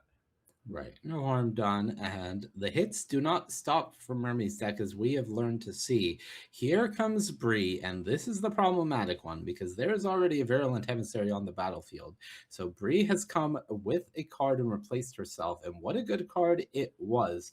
That is Assert Perfection joining the hand from Remy. So large bodies on the board, a removal in hand, and looking across at a Boros deck saying, "What do you have for me?" Yeah, but worth noting too that, you know, of the decks we've seen in this top 8 so far, we have, you know, Remy's Nile Concoction, Eli's kind of Boros Brew, don't try this at home, uh, and then Charles's deck. I mean, we saw Kakano's Mofo deck and we saw Valerie's fantastic looking Elves deck, but you kind of get to see both the official decks that you can play in this format and then a taste of what's possible if you're willing to expand your brain a little. So that turn from Eli, for those who may have blinked it, was just remove 2 counters from the Brambleback Brute and pass. He does have one of his 2 copies of Personify in hand, can use that to blink the Sourbread Auntie and re-blight onto the Brute if he wants. But all of this going wide is not doing much against this monster board that Remy has assembled here. Of course, the Bree plus Virulent Emissary combo is well and truly roaring, but also we do have the rotisserie chicken back on the battlefield, and we're seeing the pummeler for hire getting up into the air. And that Squawk Roaster, that's a very compelling thing to launch to the skies with Bree as early as next turn. Now, notably for those who were paying attention during the draft, there was a copy of Catharsis going around at some point. That did not make it into Eli Swafford's deck. Someone else was able to pick that up. So, one of the big potential payoffs for all of this going wide that would allow Eli to assemble something that is not there.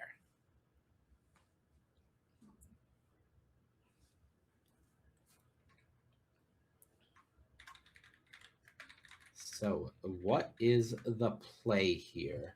It is going to be the Flame Chain Mauler, followed by a second copy of Brambleback Brute. Personify still left up, but the problems are mounting. Mountain the draw from Remy Goupil.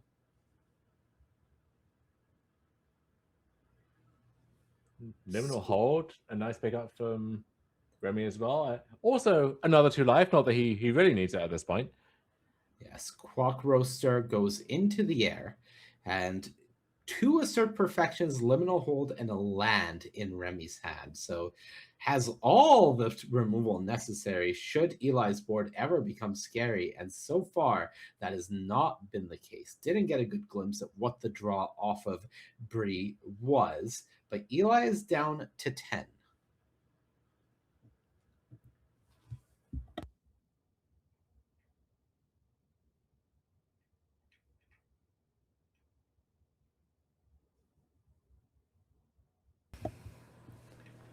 All right. It is going to be the Flamekin Guild Weaver hitting the board. 4 of these in Eli's pool. Not sure how many of them made it into the deck. Hoping not more than 2, but you never know. How much do you really care about your splash cards, Manny? Ah, that's true. Look, there's a Doran here. If he's playing Doran, then probably all 4 made it in. Yeah, it's a classic mono red splashing Doran deck, which yeah, it's one of those angles. We've all been there. Yeah, that's just another day at the office for me. But I'm sure for less enlightened individuals, they really have to struggle to Who process among that. us hasn't splashed a Doran in their mono red deck? Speak now, you know? All right, Squawk Roaster gets buffed up by a Blossoming Defense, and that's all it takes for Remy Goupil to take game 1, continuing his dominant run through this tournament. And as we get ready for game 2, let me tell you, face-to-facegames.com is buying all cards. Do you have extra cards to sell? We have you covered. Head to face-to-facegames.com/sell, and we can give you cash or a 30% trade-in bonus on store credit. 1-0 to Remy. Dom.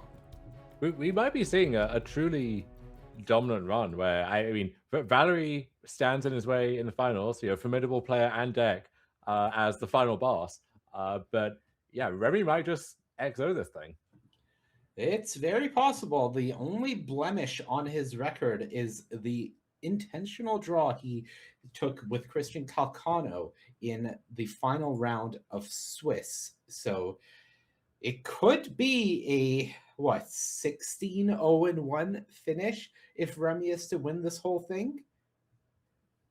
That would be pretty impressive, but there is still magic to be played. Surly Farrier, the first play, followed up by the Gangler himself, the Gangly Stompling here for Remy. For Eli, no plays in the first 3 turns. We will get the life totals fixed when we can. Apologies to you, dear viewers, for that.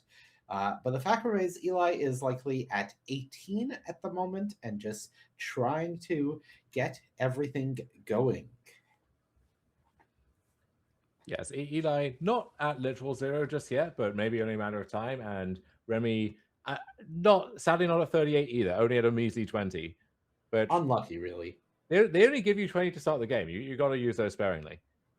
All right, so the Flame Weaver comes down, and the Guild Weaver, excuse me, the Flamekin Guild Weaver, and notably opts to not use the treasure for example on the Cinder Strike in hand, choosing to reserve that for one of those innocuous splashes like, I don't know, Doran. Which, of course, unconfirmed that it's in Eli's deck. We are speculating. Yeah, Doran, a great way to raise your vivid account for your follow-up Shine Striker as well. Absolutely. So, Assert Perfection comes down. 7 damage comes across the clear board from Remy. And Eli goes back to his turn. Was that Shine Striker off the top? I think it may have been, as... I've always heard greed is good, but we may be in a bit of trouble here in Eli's seat. Wait, was it actually Shine Striker? It was a blue card. It might not have been.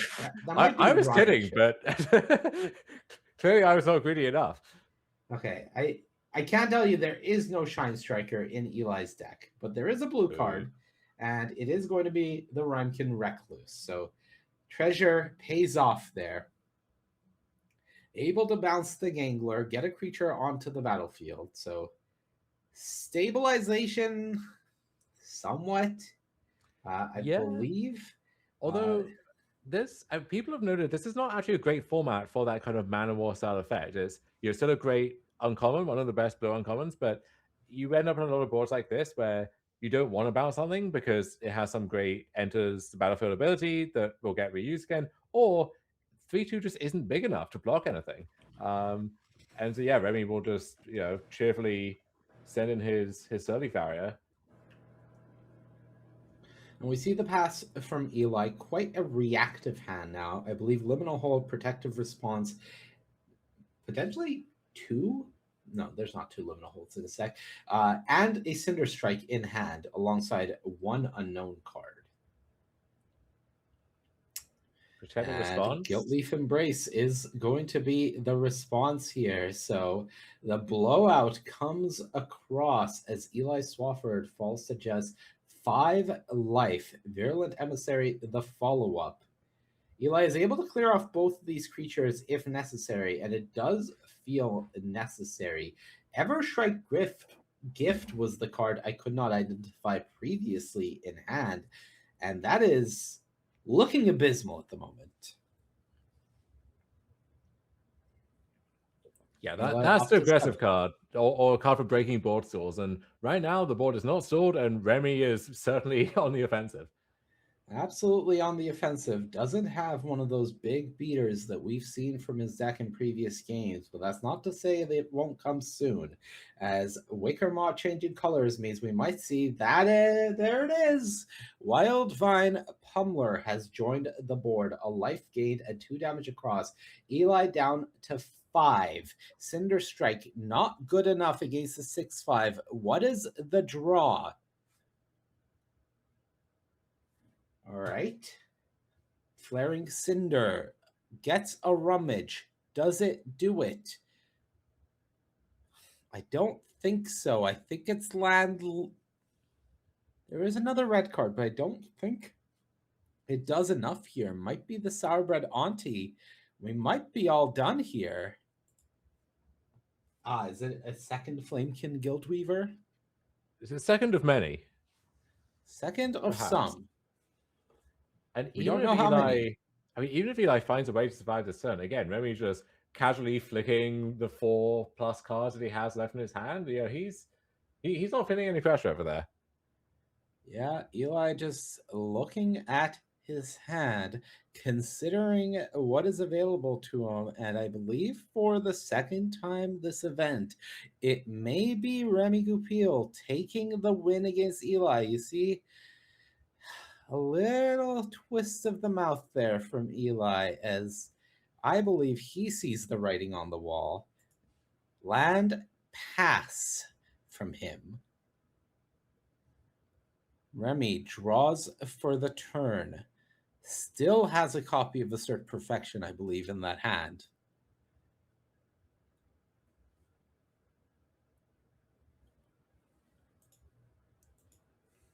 Feels like an inevitability, but going to attack with just those two. 4 damage being presented.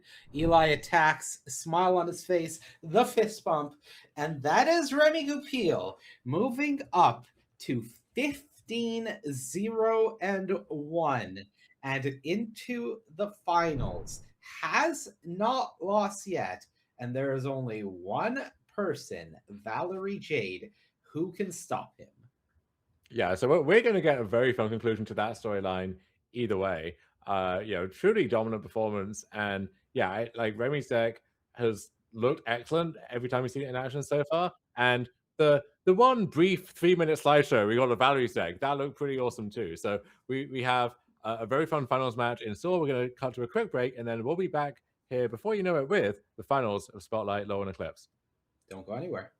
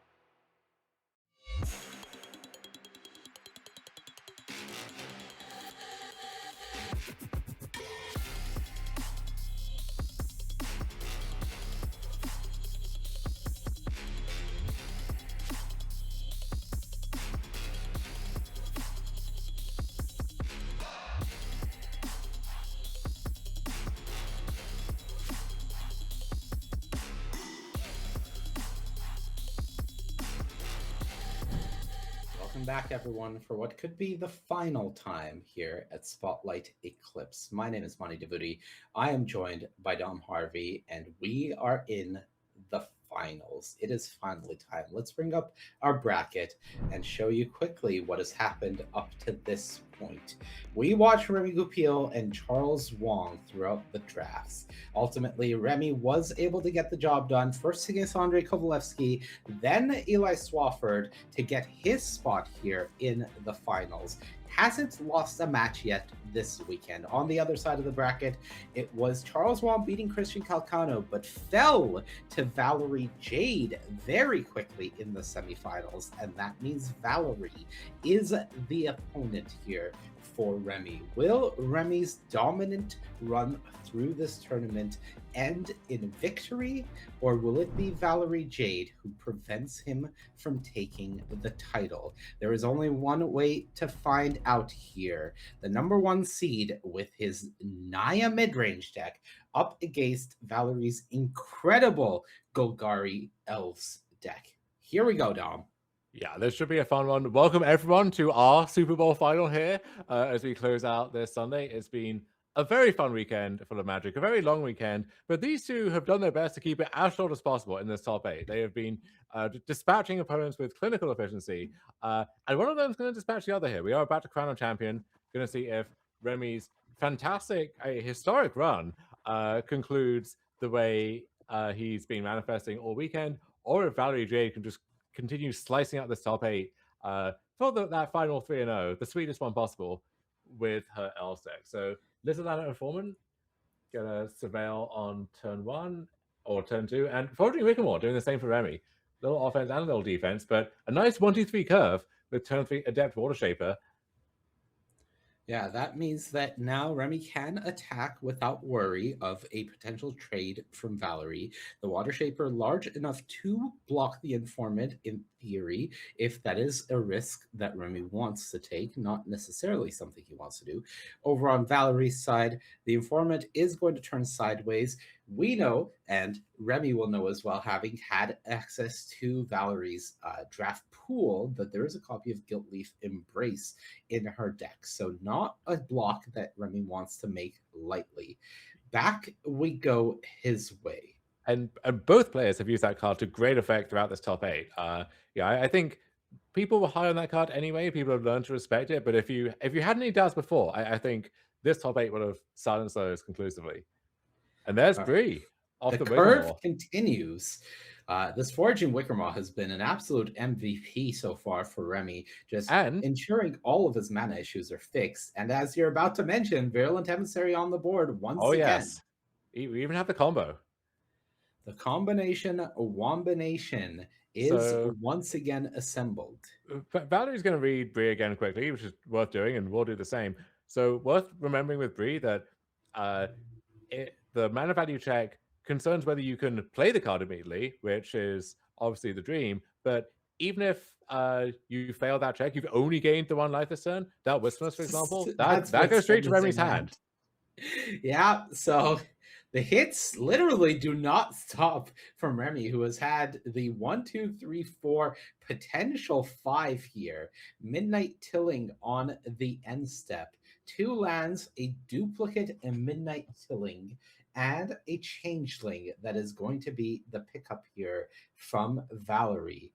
Not as high impact as you would have liked, though, of course, at least the Changeling can go answer this Wickermaw, though it does feel like the damage is done a bit. Yeah, notably, Valerie had the option of flashing in the Dawnside Archers there, decides to, use mana less efficiently upfront in a sense, just using the Midnight Healing. Maybe it's out of desperation, like really needs to dig for something specific to dig her way out of this pretty awkward position here. Yeah, I think realistically, if you were to sum up Valerie's game plan before the Bree, it was to flash in Dawn's Light Archer. After the Bree, the situation had gotten significantly more desperate, and that's why we saw the Midnight Tilling instead. Here's Lewin as the follow-up.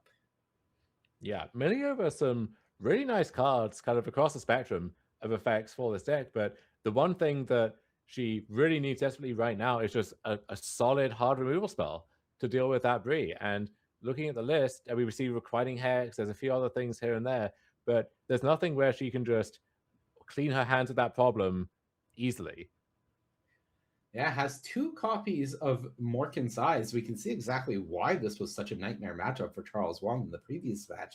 But I think this might be the nightmare matchup for Valerie's deck. Remy's deck is just large creatures that outsize hers, and she doesn't really have the answers for them. Now there is Gloom Ripper, a card that we've seen pop up many a time across the broadcast this weekend. So that one, I mean, that will answer Bree and leave you a nice body behind, and also get you a nice attack in as well. So that's a good thing to play towards. But I think Remy's that's the by card on top from Lewin, if I'm not mistaken. yes, but Remy's by no means all in on this Bree either. Right. He has a lot of other moves going on here.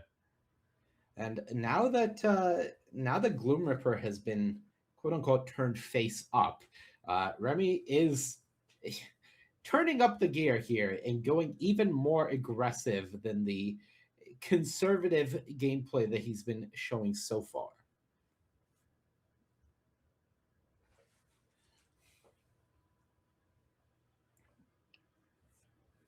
So, Lewin just blocking the foraging Wickermaw.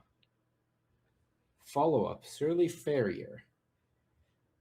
Trigger on the Virulent Emissary. End step, Bree gets another Virulent Emissary into play, gains another life. We're going off here. Combos. All right, back we go Valerie's way. Card for the turn. That's the Gloom Ripper. We're pretty sure that we knew about. Does look to have the 5th land for it as well. Yeah.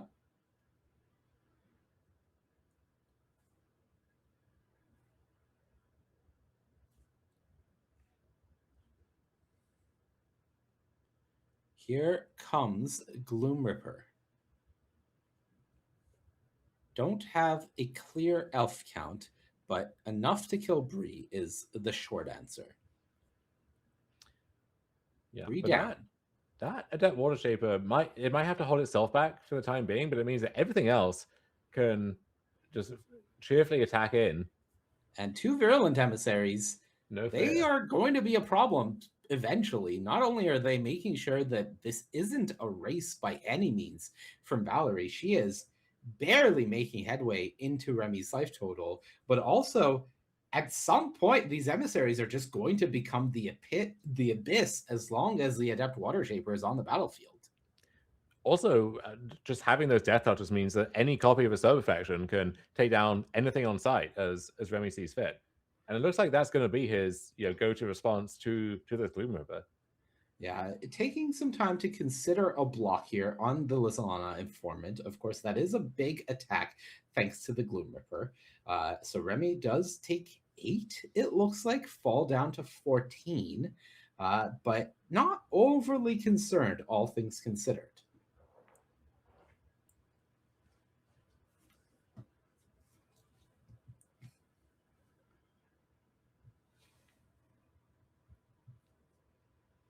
It's also tough for Valerie that she can't deploy the Morkan's Eyes in advance and hope to crack it just to flood the board and try and stabilize that way, because there's just this face-up Wistfulness in Remy's hand. So she would have to get to 8 mana to cast and crack that thing straight away. Funnily enough, Surly Farrier, almost a non-bow here with the Adept Water Shaper. You don't really ever want to give something vigilance here, except for maybe the Water Shaper itself. Yeah, so Valerie is going to fall all the way down to 3, it looks like. Yeah, that was a copy of Assert Perfection, as you mentioned. That took down the Gloom Ripper. Here comes a draw from Valerie. Can she find anything to get this board under control? Getting a look at her hand, there really isn't much. We know a copy of Morkan's Eyes, a Dawnhand Archers. There's that Guiltleaf Embrace that she's been representing the whole game, a Forest, as well as that Changeling. But I don't really know if there's any combination of these cards that saves this game from Valerie. So we may just be on activate Lewin mode here. which isn't great, mind you. And Remy has that Guilt Leaf Embrace, which, I mean, he's used to such good effect. Valerie's used to such good effect. It might be the defining card of this top 8 if you consider it all in aggregate. I do believe that Guilt Leaf Embrace from both players has absolutely been the defining card of the top 8 in terms of, obviously bombs for Remy. Bree has certainly been the most impactful card that has vigilance, as everybody is pointing out. But in terms of just role players, it is Guilt Live Embrace that has just looked so good. So here comes a Lewin activation. Valerie says it is for 4 as we work to get some tokens here for her.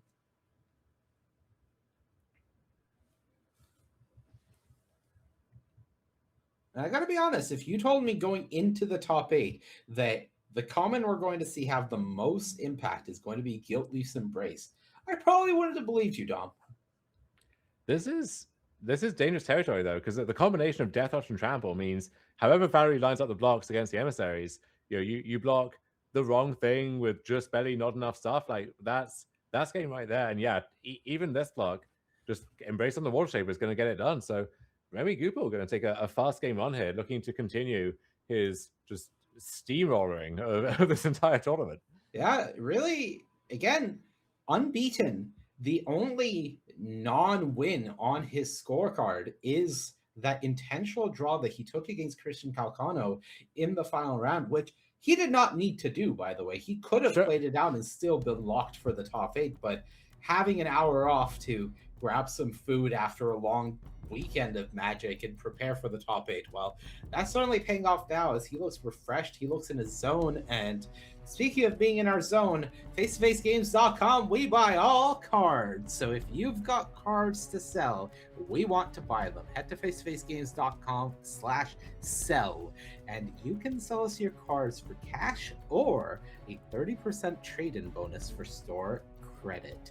Face-to-facegames.com, the place to be for selling cards, but the place to be for our players is in the feature match area, as Remy Goupil is 1 game away from winning Spotlight Eclipse in the most dominant fashion. For Valerie Jade, she has an uphill battle ahead of her as we go down into match. Turn 2, Midnight Tilling for Valerie. For Remy, it is just a Surly Farrier to start things off, and a Forest the pickup from Valerie.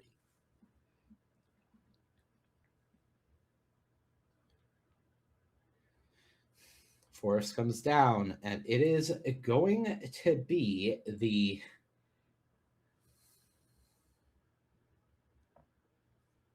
Vinebread Brawler. That's the name. There's so many brawlers in this set. There's a lot of brawlers. They like to get their hands dirty. Well, Remy has said, I will follow with a Brigid. That was his first pick. Hasn't been much more than a lightning rod for removal here in our top 8, but if you're going to have a card removed every single time it hits the battlefield, fair enough. Great timing. Yeah. Every single time, you'd like it to be one that at least gives you a little bit of value, and it is Pitiless Fists coming down from Valerie to Bridget realized that this was her last chance of maybe being relevant in this tournament, and it flopped horribly. So maybe next time. Maybe next time. So on the other side, Remy follows things up with the Miss Meadow Council, drawing a card, replacing itself, happy to offer that up for a trade if necessary. I don't know if it'll be a trade though, because that Gloom Ripper, again from Barry, you can just swat away a blocker, let the Brawler come in, and now Remy is firmly on the back foot.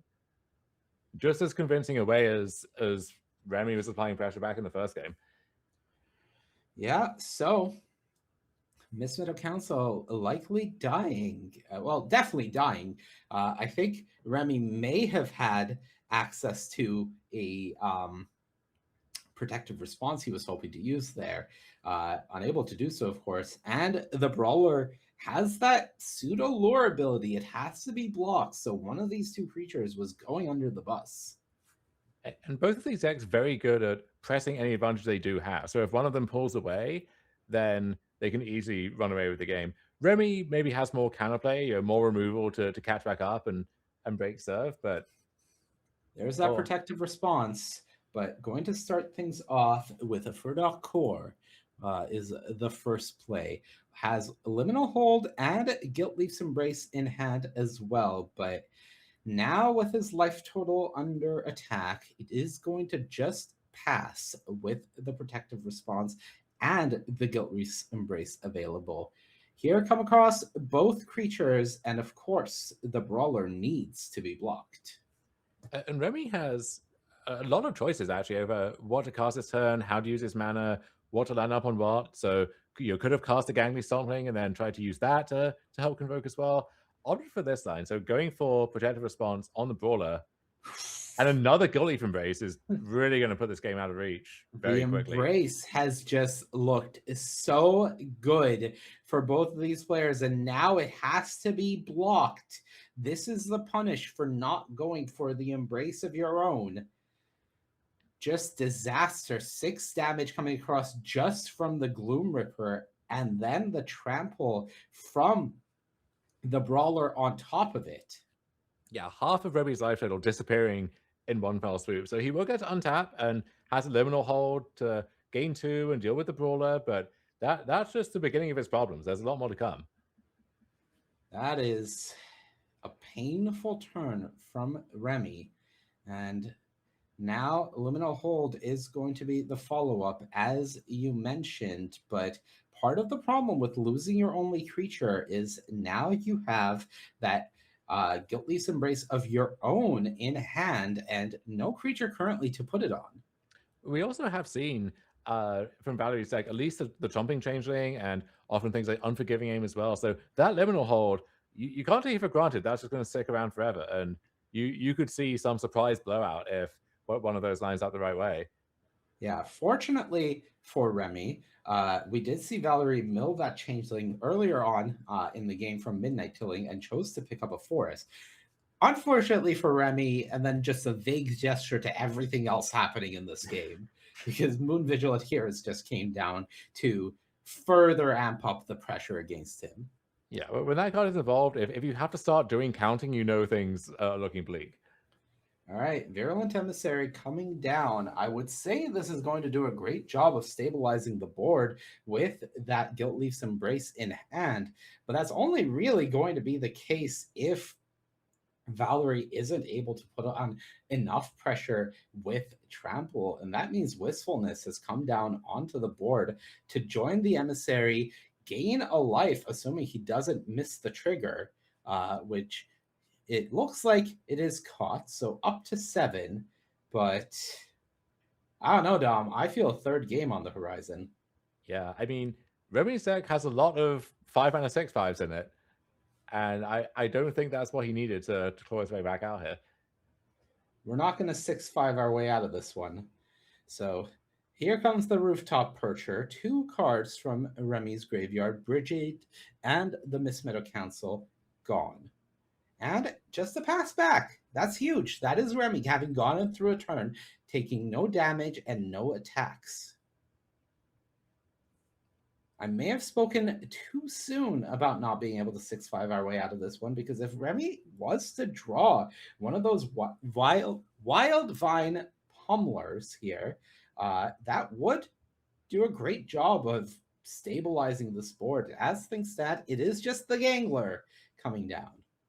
I could really use one of the Assert Perfections to deal with the adherence permanently. And at that point, I would like his position. But Remy sees enough freedom to make an attack here with the Wistfulness. So trying you, to entice a block that would then get blown out by the Guilt Leaf Embrace, perhaps? you see Valerie's head just get cocked a little to the side, because I don't think I expected a block, an attack in a million years here from Remy, and neither did she.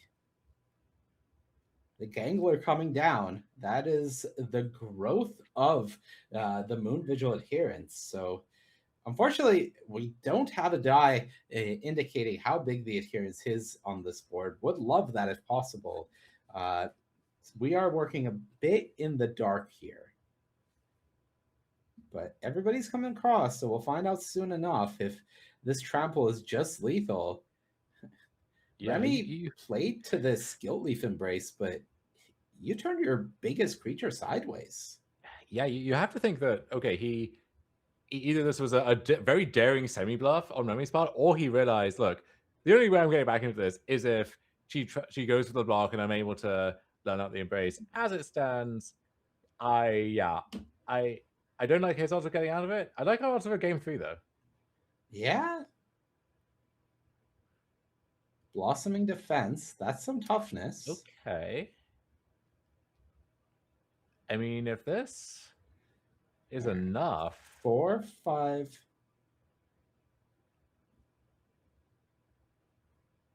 I'm going to be honest, I have no idea how big this Moon Vigil adherence is, but if it has more than 6 toughness, I think this game is over. I'm crooking my neck to try and piece together that graveyard, and I'm not seeing it. But Dawnlight Archer as a combat trick to pump the adherence by 1.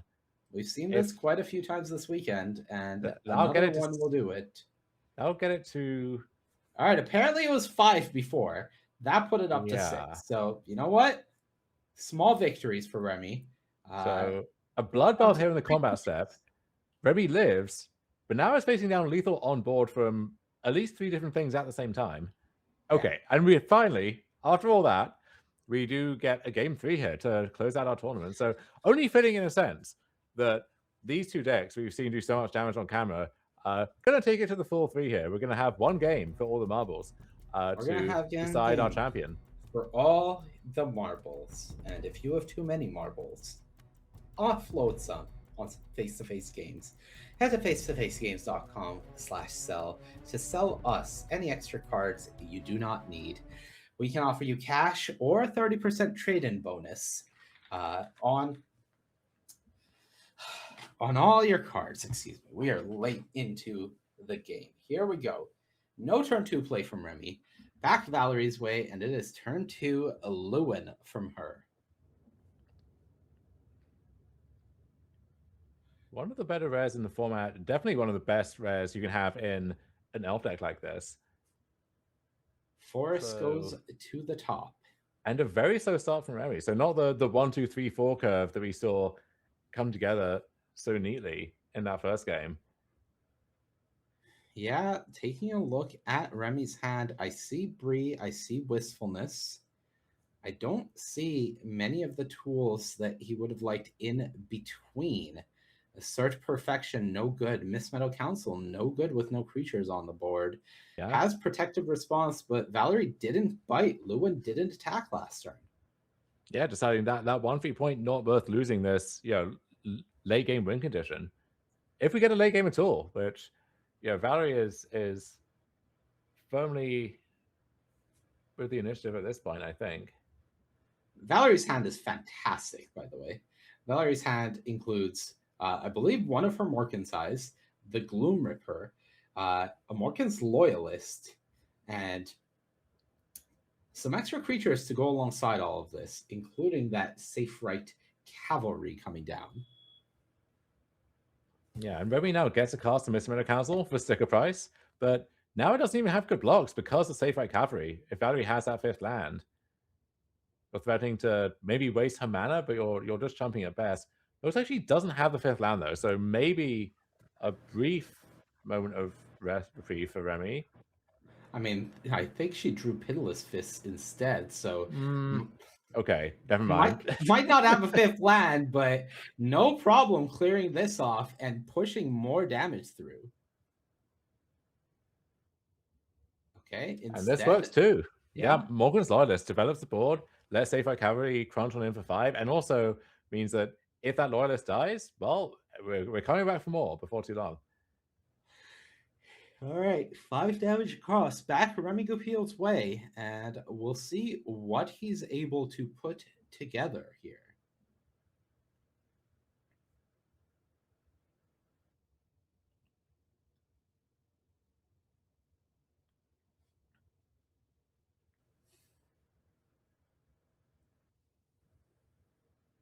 So, Creature lived. Assert perfection unlocked for Remy. Hand, many lands. Bree, uncastable. Liminal hold, available, I think. All right, Liminal hold takes care of the Loyalists. Remy up to 17. Yeah. And Assert now, perfection can take care of the Cavalry. Board and under there, control. yeah, a Oh, clean board of sorts. But yeah, Remy making a bold statement, deciding that the Lewin is a scarier threat in the short term than the cavalry, which I don't think is wrong. But the fact that you have to let the cavalry live there is terrifying, especially with it looks like Valerie just drew a fifth land there. yeah, Valerie drew her fifth land. That means that she has access to both Gloom Ripper and still the Pitiless Fist from the previous turn. And, taking care of Lewin over Safe Right Cavalry is a statement saying you expect this game to go late to a point where Lewin will be relevant.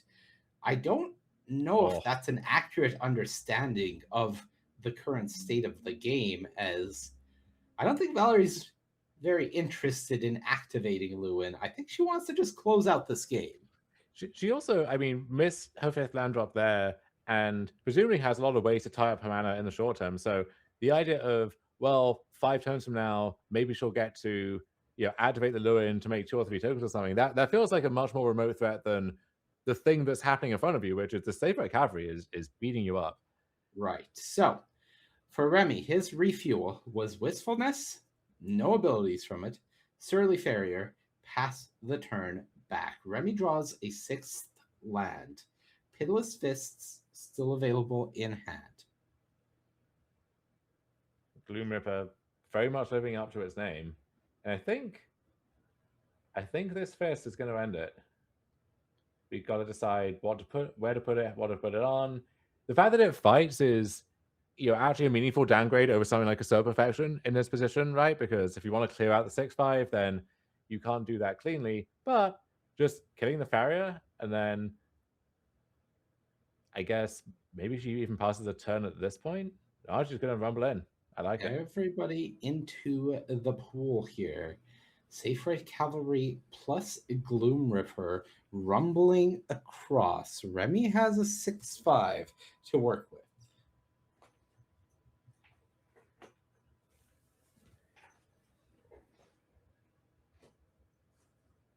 And I believe he has.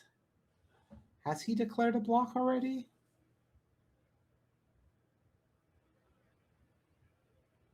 He's got to block something. There we go. All Hoping for the right. trade. 4 damage taken, down to 4. Gloom Ripper lives. The trade happens. Morkan's Eyes hits the board, and with 6 lands, would not be shocked to see Valerie activate that next turn. Plains, not the draw for Remy. We're done here. His streak is ended because Valerie Jade is your Spotlight Eclipsed champion. Fantastic performance from her. Ends up in the Golgari Elves deck that you dream of here in the top 8, and is able to put it to great use as she gets the job done. Last weekend, she was 1 match win away at the Pro Tour from requalifying. This weekend has no such troubles, Dom. Yeah, a very emphatic requalification there, among other things. And yeah, absolutely carving up our top 8 with the platonic ideal of the elves deck. People say this is the best type, the best creature type in this format. This is the best deck if the lane is open. That lane was very much open, and she just drove her tank right down it. And she is your Spotlight Lorwyn Eclipsed champion. And Remy, so heartbreakingly close to joining that rarefied air of a fully undefeated tournament. Hard to complain too much about going 15-1, 16-1 over a weekend, but that one loss coming at the high stakes match at the final hurdle has to sing a little bit. I think we'll be okay about it in the end. Played a great game on camera throughout the top 8, and very worthy runner-up position there. But we have a champion, and the Elf Queen herself will be taking home the trophy here at Spotlight Lorwyn Eclipse. Yeah, absolutely. $5,000 going to Remy Goupil there for second place, but $10,000 for Valerie Jade, who is our Spotlight Eclipse champion. Massive congratulations to both of them, as well as all the players in our top eight here for not only putting up a great performance this weekend, but also getting those invites to Pro Tour Secrets of Strixhaven in May. And folks, that is it for us. It has been a very long weekend, but the sun has set on Lorwyn. The eclipse has happened, and we are done. On behalf of myself, Dom, Ailey, Corey, all of the casters, and everybody working behind the scenes this weekend, thank you for joining us. It was a real pleasure bringing you this show. It was wonderful to get to just highlight a lot of players, over 1,800, playing Lorwyn Eclipsed Limited this weekend. And we loved having you. Thank you to everyone. And from us, have a good evening, have a good rest of your weekend, and we'll see you next time.